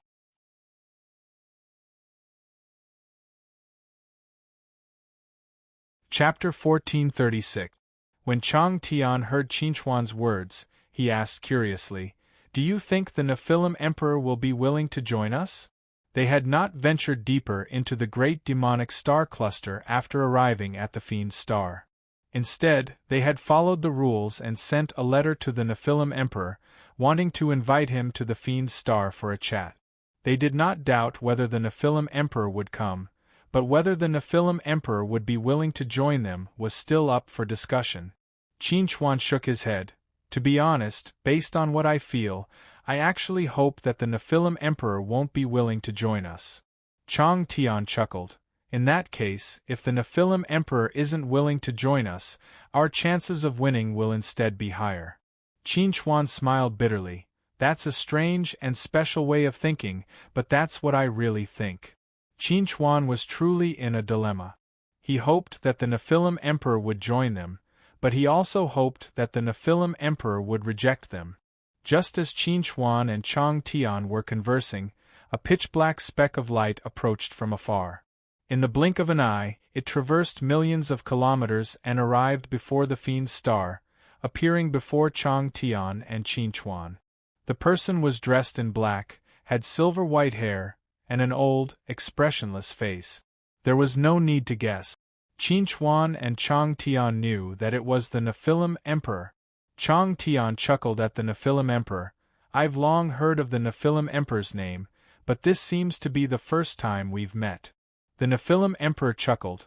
I've long heard of Chang Tian's name as well. Not long ago, you worked together to kill Zadie. That really shocked this old man. As he spoke, the Nephilim Emperor turned to look at Qinchuan. He sized up Qinchuan and said, "You must be the famous Qinchuan." Qinchuan smiled and bowed to the Nephilim Emperor. Junior Qinchuan greets Senior Nephilim Emperor. The Nephilim Emperor narrowed his eyes when he heard Qinchuan's words and saw how humble Qinchuan was. He said, "If I remember correctly, we have some enmity between us. Since you can greet me so calmly, could it be that you've already let the past go?" Qinchuan smiled. "It's just a small matter. Let's not talk about it." The Devil Emperor laughed coldly when he saw Qinchuan's carefree attitude. He said, "I originally thought that you were here to seek revenge. Now, it would seem like that isn't the case. Since that's the case, why don't you be frank about your objective?" Qinchuan glanced at the sky, which signaled for Qinchuan to speak. Qinchuan did not decline and directly said to the Nephilim Emperor, "We plan to counterattack the Void Empire and take the initiative to fight you to the death." The Nephilim Emperor was stunned when he heard Qinchuan's words. He then asked, "Are you that arrogant?" The Nephilim Emperor was truly stunned by Qinchuan's thoughts. They should be thankful that you did not come looking for trouble with them, but they actually wanted to take the initiative to look for trouble with you. Was this the youngest supreme existence in the history of the universe? They were too arrogant. Qinchuan explained when he saw the Nephilim Emperor's shocked expression. It's not that we want to take the initiative to provoke you. It's that we have no choice but to do so. When Qinchuan told the Nephilim Emperor about the consequences of Zadie's death, the Nephilim Emperor's expression immediately became serious. He originally thought that Qinchuan was too arrogant and wanted to take the initiative to look for trouble with you, but it turned out that not looking for trouble with you meant waiting for death. The Nephilim Emperor looked deeply at Qinchuan and said, "So you want to invite me to go to the Void Empire with you and kill you, or be killed by you?" Qinchuan nodded and said, "That's the purpose of our trip. What do you think, Senior?" The Nephilim Emperor did not immediately answer Qinchuan's question. Instead, he asked, "I want to know how many people you've joined forces with." Qinchuan answered honestly, "Apart from me and Senior Tsang Tian, there's Senior Atheus, the Elysian Emperor, the Insect Queen, Zhou Lin, and Lu Zi. All of them are supreme existences." Qinchuan still did not know that Baiyu had become a divine artifact, Nor did he know that the Elysian Emperor and the Insect Queen had parted ways. The Nephilim Emperor could not help but be shocked when he heard Qinchuan's answer. He said, "Your two companions have also become supreme existences?" The Nephilim Emperor had heard of Zhou Lin and Lu Zi before, but he had never thought that they would have become supreme existences as well. This was even more shocking than hearing that the Elysian Emperor had joined Qinchuan's group. It was already shocking enough that one young supreme existence like Qinchuan had appeared, but now there were two more. Qinchuan nodded. "I was very surprised when I heard about this as well. I can only say that they really are outstanding." The Nephilim Emperor asked again, "Now that you have so many people, what do you think your chances of victory are?" Hearing Demon Emperor's question, Qinchuan answered honestly, "To be honest, I don't know." The Nephilim Emperor chuckled after hearing Qinchuan's honest answer. He said, "Interesting, very interesting. It's been many years since I've met such an interesting young man like you. Just because of your honesty, I can join you and deal with the Nephilim Emperor. However, there's one thing, I won't throw my life away if it doesn't work out." Qinchuan was honest, but the Nephilim Emperor was the same. If there was a chance to kill Qinchuan, he definitely would not show mercy, but if it didn't work out, he wouldn't throw his life away like a fool. "All right, it's a deal." Qinchuan extended his hand towards the Nephilim Emperor. At this moment, as long as they shook hands, they would be comrades. The Nephilim Emperor glanced at Qinchuan's outstretched hand. He didn't shake Qinchuan's hand and instead slapped Qinchuan's hand. "There's no need to shake hands, it'll be awkward if I have to retreat later." Just as Qinchuan was about to say something, his optical computer suddenly received a message from LVZ. He lowered his head to take a look at the message and couldn't help but grin. "Then I'll tell our new allies some good news. My other friend, Bai Yu, has successfully transformed into a divine weapon. Our team has grown stronger." Not to mention the Nephilim Emperor, even the high heaven was stunned. He really wanted to know what kind of monsters Qinchuan's friends were. They actually managed to become supreme existences at such a crucial time. This is indeed good news. The Demon Emperor glanced at Qinchuan with a subtle look in his eyes. With Qinchuan as the leader, there were already 3 supreme existences. Including Qinchuan, there would be 4 supreme existences. With such a force, if they didn't have to face you, no matter who it was, they would feel despair.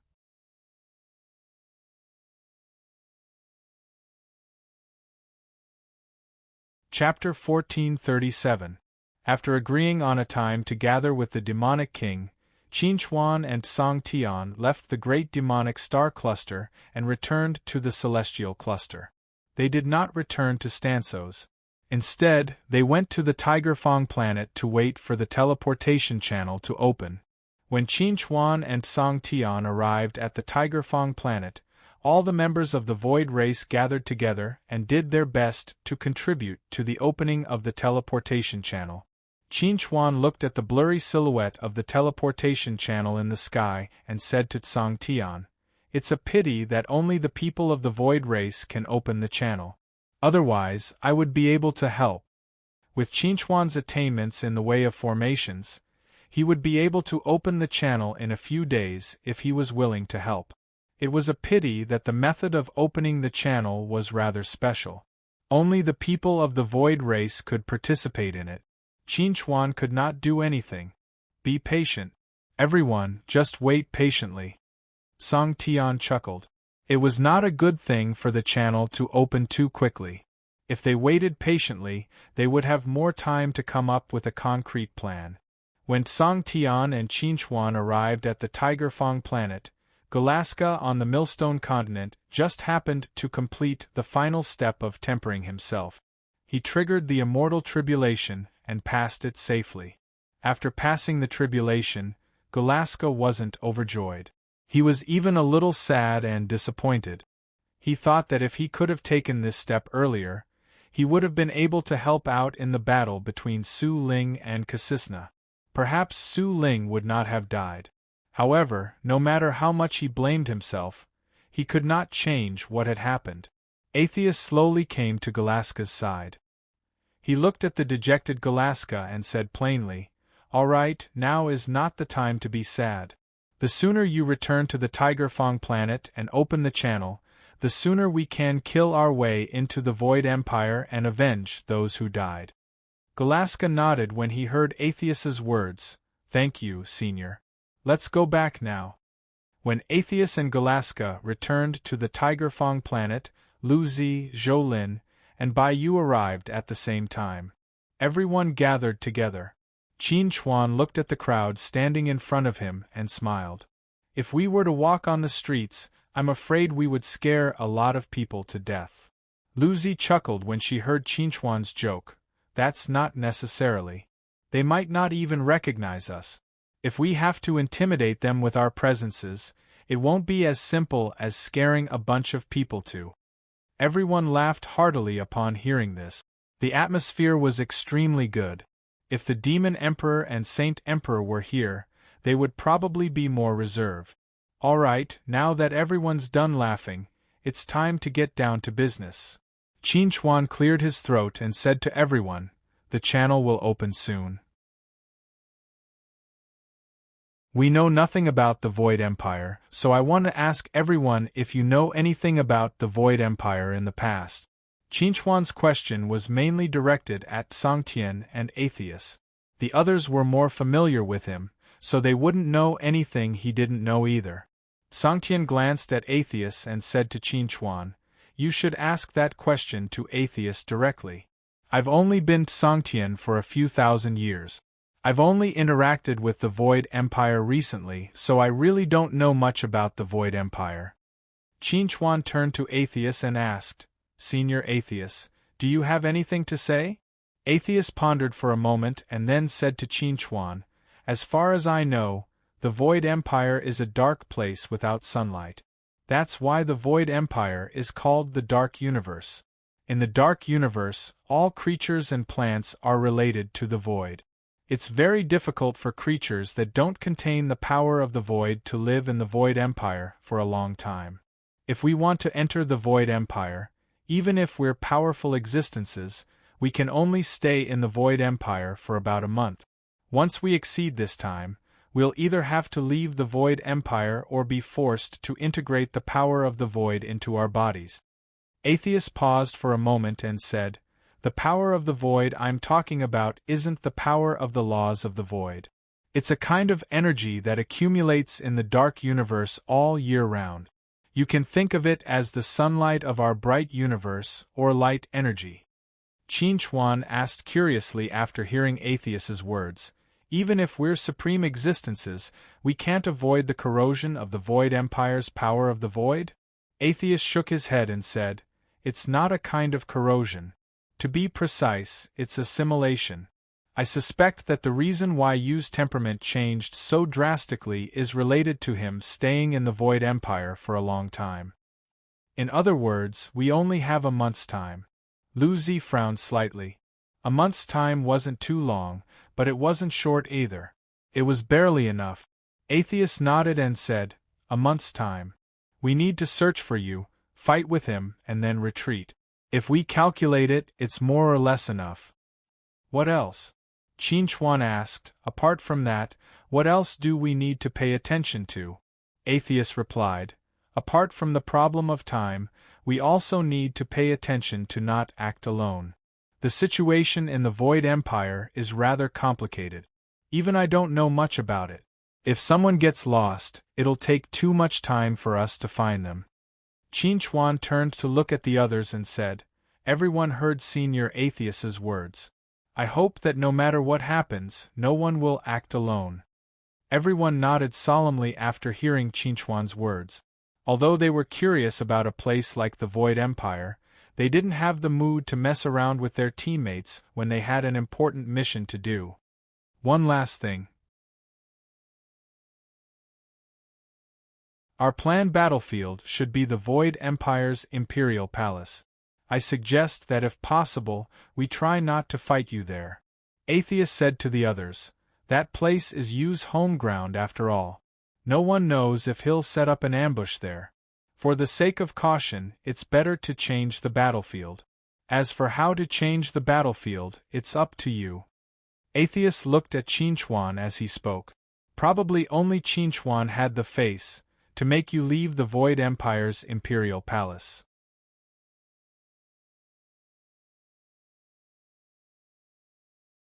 Chapter 1438. Time quickly passed and 2 months passed in the blink of an eye. The Void race worked day and night on Tigerfang's star. There was less than a month left before the opening of the portal. The Demon King, who had made an agreement beforehand, had already set off for Io Nebula. On the other side, the Saint King also set off, but he set off alone. The Insect Queen was nowhere to be found. When the Demon King arrived on Tigerfang's star, Qinchuan and Chang Tian warmly welcomed him. However, Lu Zi, Zhou Lin, and Bai Yu didn't have any good feelings towards the Demon King. The Demon King had almost killed Qinchuan in the past, and they still remembered this grudge. As the leader of this operation, Qinchuan could temporarily put aside past grudges, but this didn't mean that they had to do the same. The Demon King sensed this, but he didn't care. This was because he had come to counterattack the Void Empire and end Yu's evil life. He wasn't here to make friends, so he didn't care what Lu Zi and the others thought of him. When the Saint King arrived, Qinchuan and Chang Tian were surprised. This was because they could clearly see that the Insect Queen's white glove was no longer on the Saint King's right arm. Could it be that the Insect Queen was going to guard the Holy Cluster? Although Qinchuan and Chang Tian didn't voice their doubts, the Saint King keenly sensed the changes in their emotions.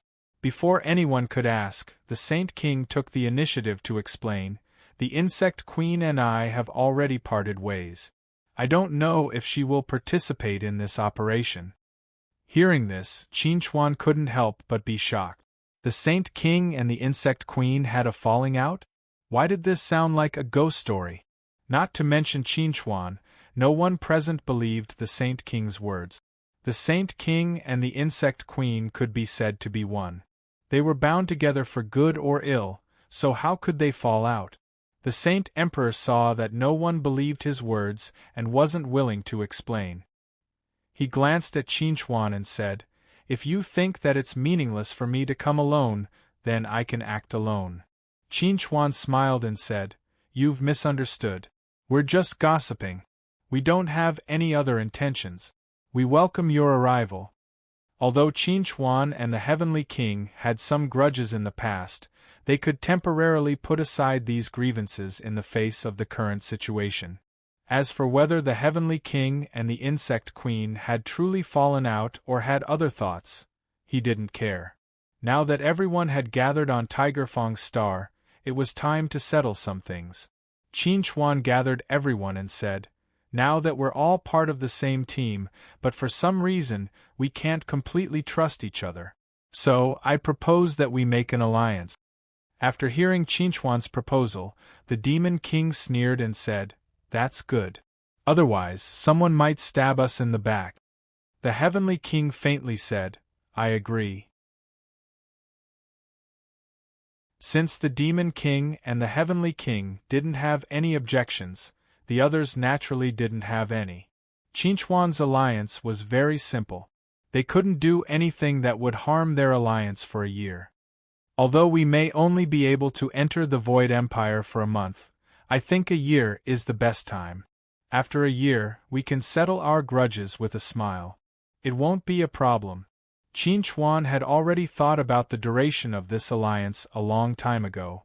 If it was too short, who knew if they would be delayed in entering the Void Empire? This would cause the alliance to become invalid and everyone would be suspicious of each other. In addition, after the war, there would definitely be people who would be injured. It was also necessary to give these injured people a safe and undisturbed environment to recuperate. Therefore, a 1-year period was the most suitable. After hearing Qinchuan's words, the Demon King and the Heavenly King expressed their stance again. They had no objections, and so did the others. Seeing that no one had any objections, Qin asked everyone to form an alliance using their minds. After confirming that there were no problems with the alliance, they quickly formed the alliance. As a result, the atmosphere eased up quite a bit. There's still some time before the portal opens, so I'll cultivate on Tiger Fong for the time being. When the portal opens, I'll naturally appear. After forming the alliance, the Demon King bade farewell to everyone. The Heavenly King did the same. He went to find a quiet place to cultivate alone. As for Qinchuan's group, they were still summarizing and perfecting their plan. In the process of summarizing and perfecting their plan, Heaven sighed and said to everyone, "Our enemy is clearly only you, but we're being so cautious as if we're facing an army of thousands. I really don't know how you will feel when he finds out about this, and whether he's prepared enough." Qinchuan smiled and said to Heaven, "I'm guessing that you won't make any special preparations. He's a very proud and conceited person. In his eyes, we're probably just a mob. He won't care about us at all." Heaven glanced at Qinchuan and said, "If that's really what he thinks and does, then I'll be relieved. An arrogant and conceited opponent is definitely the easiest to deal with." So, Qinchuan was about to say something to Heaven when he suddenly sensed something. He raised his head and looked into the distance. A white figure was approaching from afar and landed in front of everyone in an instant. Qinchuan had seen this person once before. It was the Insect Queen who had parted ways with the Sage Emperor. Seeing the Insect Queen's arrival, Qinchuan and the others looked at the Insect Queen with a strange expression. They clearly remembered what the Sage Emperor had said before. They didn't know what the Insect Queen wanted to do with them now. Facing everyone's gazes, the Insect Queen was calm and composed. She asked, "Bai Xing is here, right? Bai Xing?" Qinchuan was stunned for a moment before he realized that this should be the Sage Emperor's name. He nodded and replied, "That's right.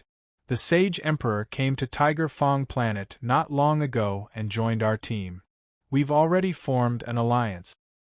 Hearing Qinchuan's reply, the Insect Queen said to Qinchuan, "If that's the case, then I'll join your team as well. However, I have one request, and that is to not let Bai Xing know that I've been here." Qinchuan looked at the Insect Queen in confusion and said, "If you join the alliance, then the Sage Emperor will definitely know that you've been here." The Insect Queen said calmly, "Then I won't join your alliance." Qinchuan shook his head and said, "I'm sorry. If you don't want to join our alliance, then I can't let you join our team."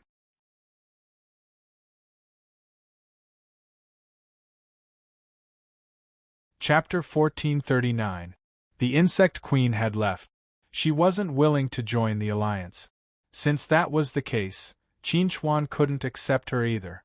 No one knew whether the Insect Queen had come to help the Holy Emperor or to take revenge on him. He wasn't interested in the love and hate between the Holy Emperor and the Insect Queen. He didn't want to know or participate in it. All he wanted to do was to maintain the stability of the team. Speaking of which, Qinchuan really felt that the Holy Emperor and the Insect Queen were a little too nonsensical. One was a dignified existence while the other was an immortal spirit of a divine artifact. These two had lived for tens of thousands of years, yet they were acting like a couple who had broken up. It was truly shocking. Although there were no laws in the universe that stated that supreme existences or people who had lived for tens of thousands of years weren't allowed to fall in love, Qinchuan felt that it was better to avoid this kind of trouble at such a crucial time. After the Insect Queen left, Chang Tian asked Qinchuan, "You don't welcome the Insect Queen because she isn't willing to join the alliance?" Qinchuan nodded. "I came up with the alliance in order to eliminate any unstable factors as much as possible. Since the Insect Queen isn't willing to join the alliance, it means that she's an unstable factor. That's why I can't accept her, even if it will cause us to lose a major force." Chang Tian nodded after hearing Qinchuan's answer. "You're right. For us now, stability is the most important." Qinchuan didn't gossip about the Insect Queen's visit to the Holy Emperor. He knew that even if he didn't say anything, the Holy Emperor would have sensed her arrival. It was best if he didn't get involved in this kind of thing. Time quickly passed. Under Galaska's lead, the Void Race finally completed the last step of opening the portal. Qin Chuan and the others gathered below the portal. They looked up at the huge dark purple formation in the sky. Now they only needed to inject any kind of energy into the portal. As long as it was strong enough, the portal could be opened. Everyone, are you ready? The portal has been built. We can use it to enter the Void Empire at any time. Our plan has taken a crucial step. Qin Chuan turned his head and looked at the crowd. His tone was a little emotional and complicated. They had been waiting for this day for far too long. Lu Zi nodded and said to Qin Chuan, "We are already prepared. We can set off at any time." Qin Chuan, "Those who are not prepared will not come here." Zhou Lin smiled at Qin Chuan and said, "I can't wait to see the scenery of the Void Empire." Chang Tian nodded in agreement and said to Qin Chuan, "Zhou Lin is right.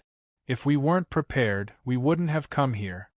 Bai Yu didn't say anything, but her determined gaze told Qin Chuan that she could enter the battle at any time. As for the Holy Emperor and Demon Emperor, the two of them had cold expressions.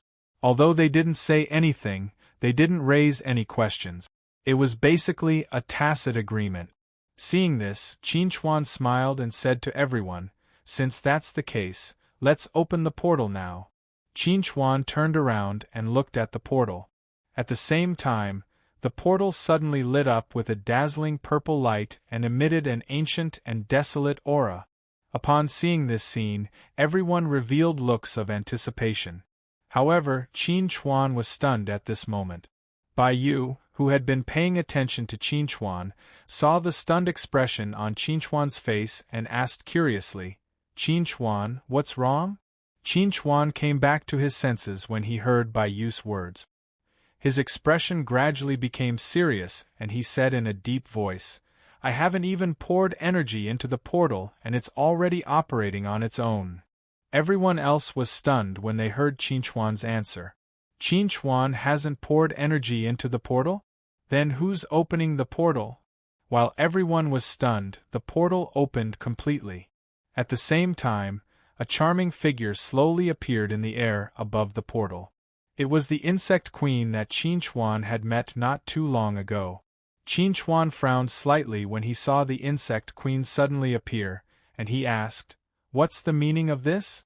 The insect queen laughed coldly. "What's the meaning of this?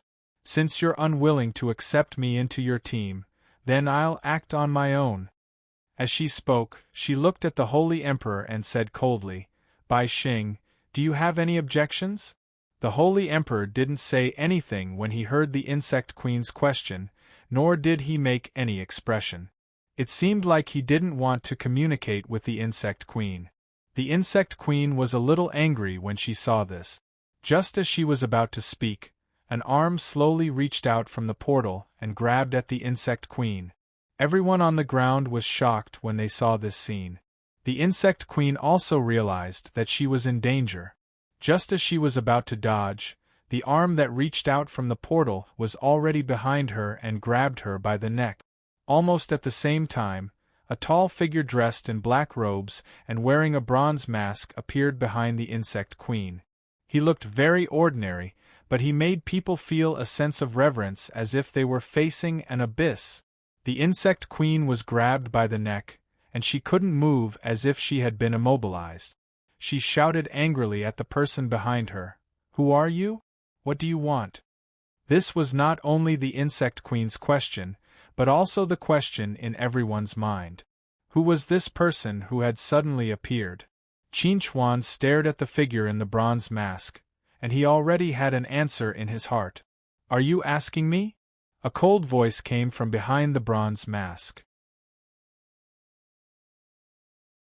His eyes looked at the insect queen through the bronze mask, and there was no trace of emotion in them.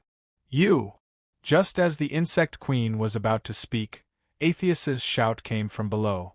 Atheus stared at the bronze mask. Although he had only seen this figure once, He would never forget it for the rest of his life. When everyone heard Atheus's shout, their faces were filled with shock. You! This man in black robes and a bronze mask was you? Why did he suddenly appear here? Countless questions surfaced in everyone's minds, but at this time, no one could answer the questions in their hearts. The most shocked person was the insect queen. She didn't expect you to suddenly appear at this time. She was completely unprepared, and even if she was prepared, she might not be able to escape from Yu's hands. At this moment, the insect queen seemed to have foreseen her end.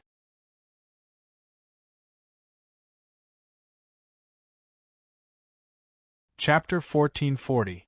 You didn't show any surprise when Azuth revealed his identity. He glanced at Azuth and said, "So it's you. I really didn't expect that after so many years, I would still be able to see an old friend of mine as soon as I return. You seem to be very emotional. After so many changes, the universe was no longer the same. There were not many people he was familiar with who were still alive." Yu's words were equivalent to admitting his identity. This caused everyone to feel extremely shocked. They had just finished building the teleportation channel, and you had already appeared in front of them through the channel. Didn't this mean that you had been waiting for this moment for a long time? Right when everyone was shocked, the Saint Emperor took a step forward and said in a low voice, "Let her go." Hearing Saint Emperor's words, you looked at him and said, "You want to save her? Why don't you do it yourself?" Without any hesitation, the Heavenly Emperor launched an attack at you. With a wave of his hand, a stream of Xian Huang Qi shot towards you like a bolt of lightning. Facing the Saint Emperor's attack, you had no intention of dodging. He actually pulled the Insect Queen in front of him, intending to use the Insect Queen to help him block the attack. Seeing this, the Saint Emperor immediately turned graceful grace into nothingness, his face filled with anger. "You're backing down just like that?" You looked at Saint Emperor and said, "If that's the case, why don't you back down first? After I'm done with my business." Before you could finish his sentence, a golden figure suddenly appeared behind him. At the same time, several flowers grew out from his body. They were beautiful and charming. "Kill!" Zhou Lin shouted. The golden blade in her hand pierced towards Yu's back. It was also at this time that Meng Manji began to release a dreamy light to bewitch Yu's mind. When Yu's mind was bewitched by the dreamy light, Zhou Lin's blade had already pierced into Yu's body. However, what made Zhou Lin feel strange was that she did not feel any physical contact. It was as if she had stabbed into a ball of air. How interesting! An inheritor of the Mirage Dragon and an incarnation of the Gold Law. How surprising! Yu's voice suddenly rang in Zhou Lin's ears. She didn't know when, but Yu's figure had appeared behind Zhou Lin. Zhou Lin had no idea how all of this happened. Yu raised his left hand, extended a finger, and lightly tapped Zhou Lin's back. Immediately, an extremely terrifying force crashed into Zhou Lin's body with a loud bang, sending her flying. She turned into a ray of light and disappeared into the horizon. At the same time, a pressure that caused everyone present to feel horrified descended, and it actually caused their entire bodies to ache and be unable to move. Could it be that he has already become a god of creation? Chang Tian's heart was filled with fear. Ever since he became Chang Tian, this was the first time he had faced such a terrifying situation. It was the first time he felt the shadow of death looming over him. The demon emperor gritted his teeth. Only after becoming a god of creation would he be able to unleash this kind of power. At this moment, the demon emperor didn't know if he was angry or regretful. He was unwilling to die in Yu's hands. The holy emperor stared intently at the insect queen that was still in Yu's hands. As long as the insect queen was fine, he could endure any pain. Alright, the game should end here. Next, it's time to get down to business. As he spoke, Yu's figure slowly descended from the sky and arrived in front of Qinchuan. He looked at Qinchuan and carefully sized up Qinchuan as if he didn't want to miss any details. "Qinchuan, So you're Qin. Yu sighed, and for the first time, his emotions fluctuated slightly. In the face of Yu, Qin tried his best to resist the pressure that was pressing down on him. However, all he could do was stand. He couldn't even take a single step. Why aren't you saying anything? Didn't you organize these people to find me and kill me? Now that I'm standing right in front of you, aren't you going to say anything? You looked at Qin as if he was asking a serious question, but at the same time, it also seemed like he was mocking Qin. Qin still didn't say anything. It wasn't that he couldn't speak, but he didn't want to. In this situation, saying anything would be meaningless. Bang! Yu raised his hand and sent the insect queen flying. Then, he stretched out his hands and pressed down on Qin's shoulders. At this moment, Qin's chest suddenly lit up with a bright light. However, just as the light was about to shoot out, it instantly dimmed down. The 9 transformations of the Dragon Pearl, the secret of the Dragon Clan. It's been too many years since I've seen it. Now that I've seen it, I really miss it. Yu sighed as he recalled the ancient times when he and the ancestral Graygon fought together. It really made people sigh. Just as Yu was sighing in his heart, Qin seemed to have noticed something and said in a deep voice, "You're not Yu. You're a clone." When everyone heard Qin's words, they were all shocked. The one they were facing was actually just a clone of Yu? Then how strong would the real Yu be? Yu chuckled and said, "That's right, I'm indeed just a clone. However, it's enough to deal with you guys." While speaking, Yu grabbed Qin's shoulders and pulled Qin towards the teleportation channel. Seeing this scene, Lu Zi exclaimed, "What are you doing?" Yu glanced at Lu Zi and said, "Of course, I'm taking him away from here. Don't even think about it." Above LVZ's head, the purple star divine eye appeared. Just as she was about to borrow the power of the purple star divine eye to attack you, Yu raised his hand and flicked the purple star divine eye through the air. The purple star divine eye was sent flying. At the same time, LVZ cried out in pain. At this moment, the spiritual connection between her and the purple star divine eye became extremely weak. It was as if the slightest struggle would break it. "Don't hurt them." At this moment, all Qin could do was to say these words for everyone. In reality, there was nothing he could do. "All right, I'll listen to you. We'll let them go for now." You seemed to be in a good mood. Only when he was talking to Qin would his mood change. At this moment, Qin and Yu's figures were getting closer and closer to the teleportation channel. However, everyone could only watch as Yu took Qin away. There was nothing they could do. When Qin and Yu's figures entered the teleportation channel and disappeared, the pressure that enveloped everyone gradually dissipated. Everyone regained their freedom. However, nobody dared to do anything. Everyone's hearts were empty. Not only because Qin was captured alive by Yu, but also because they, as supreme existences, were so weak and powerless in front of Yu.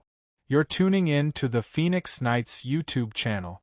Don't forget to subscribe and join us on this journey to catch the most captivating stories.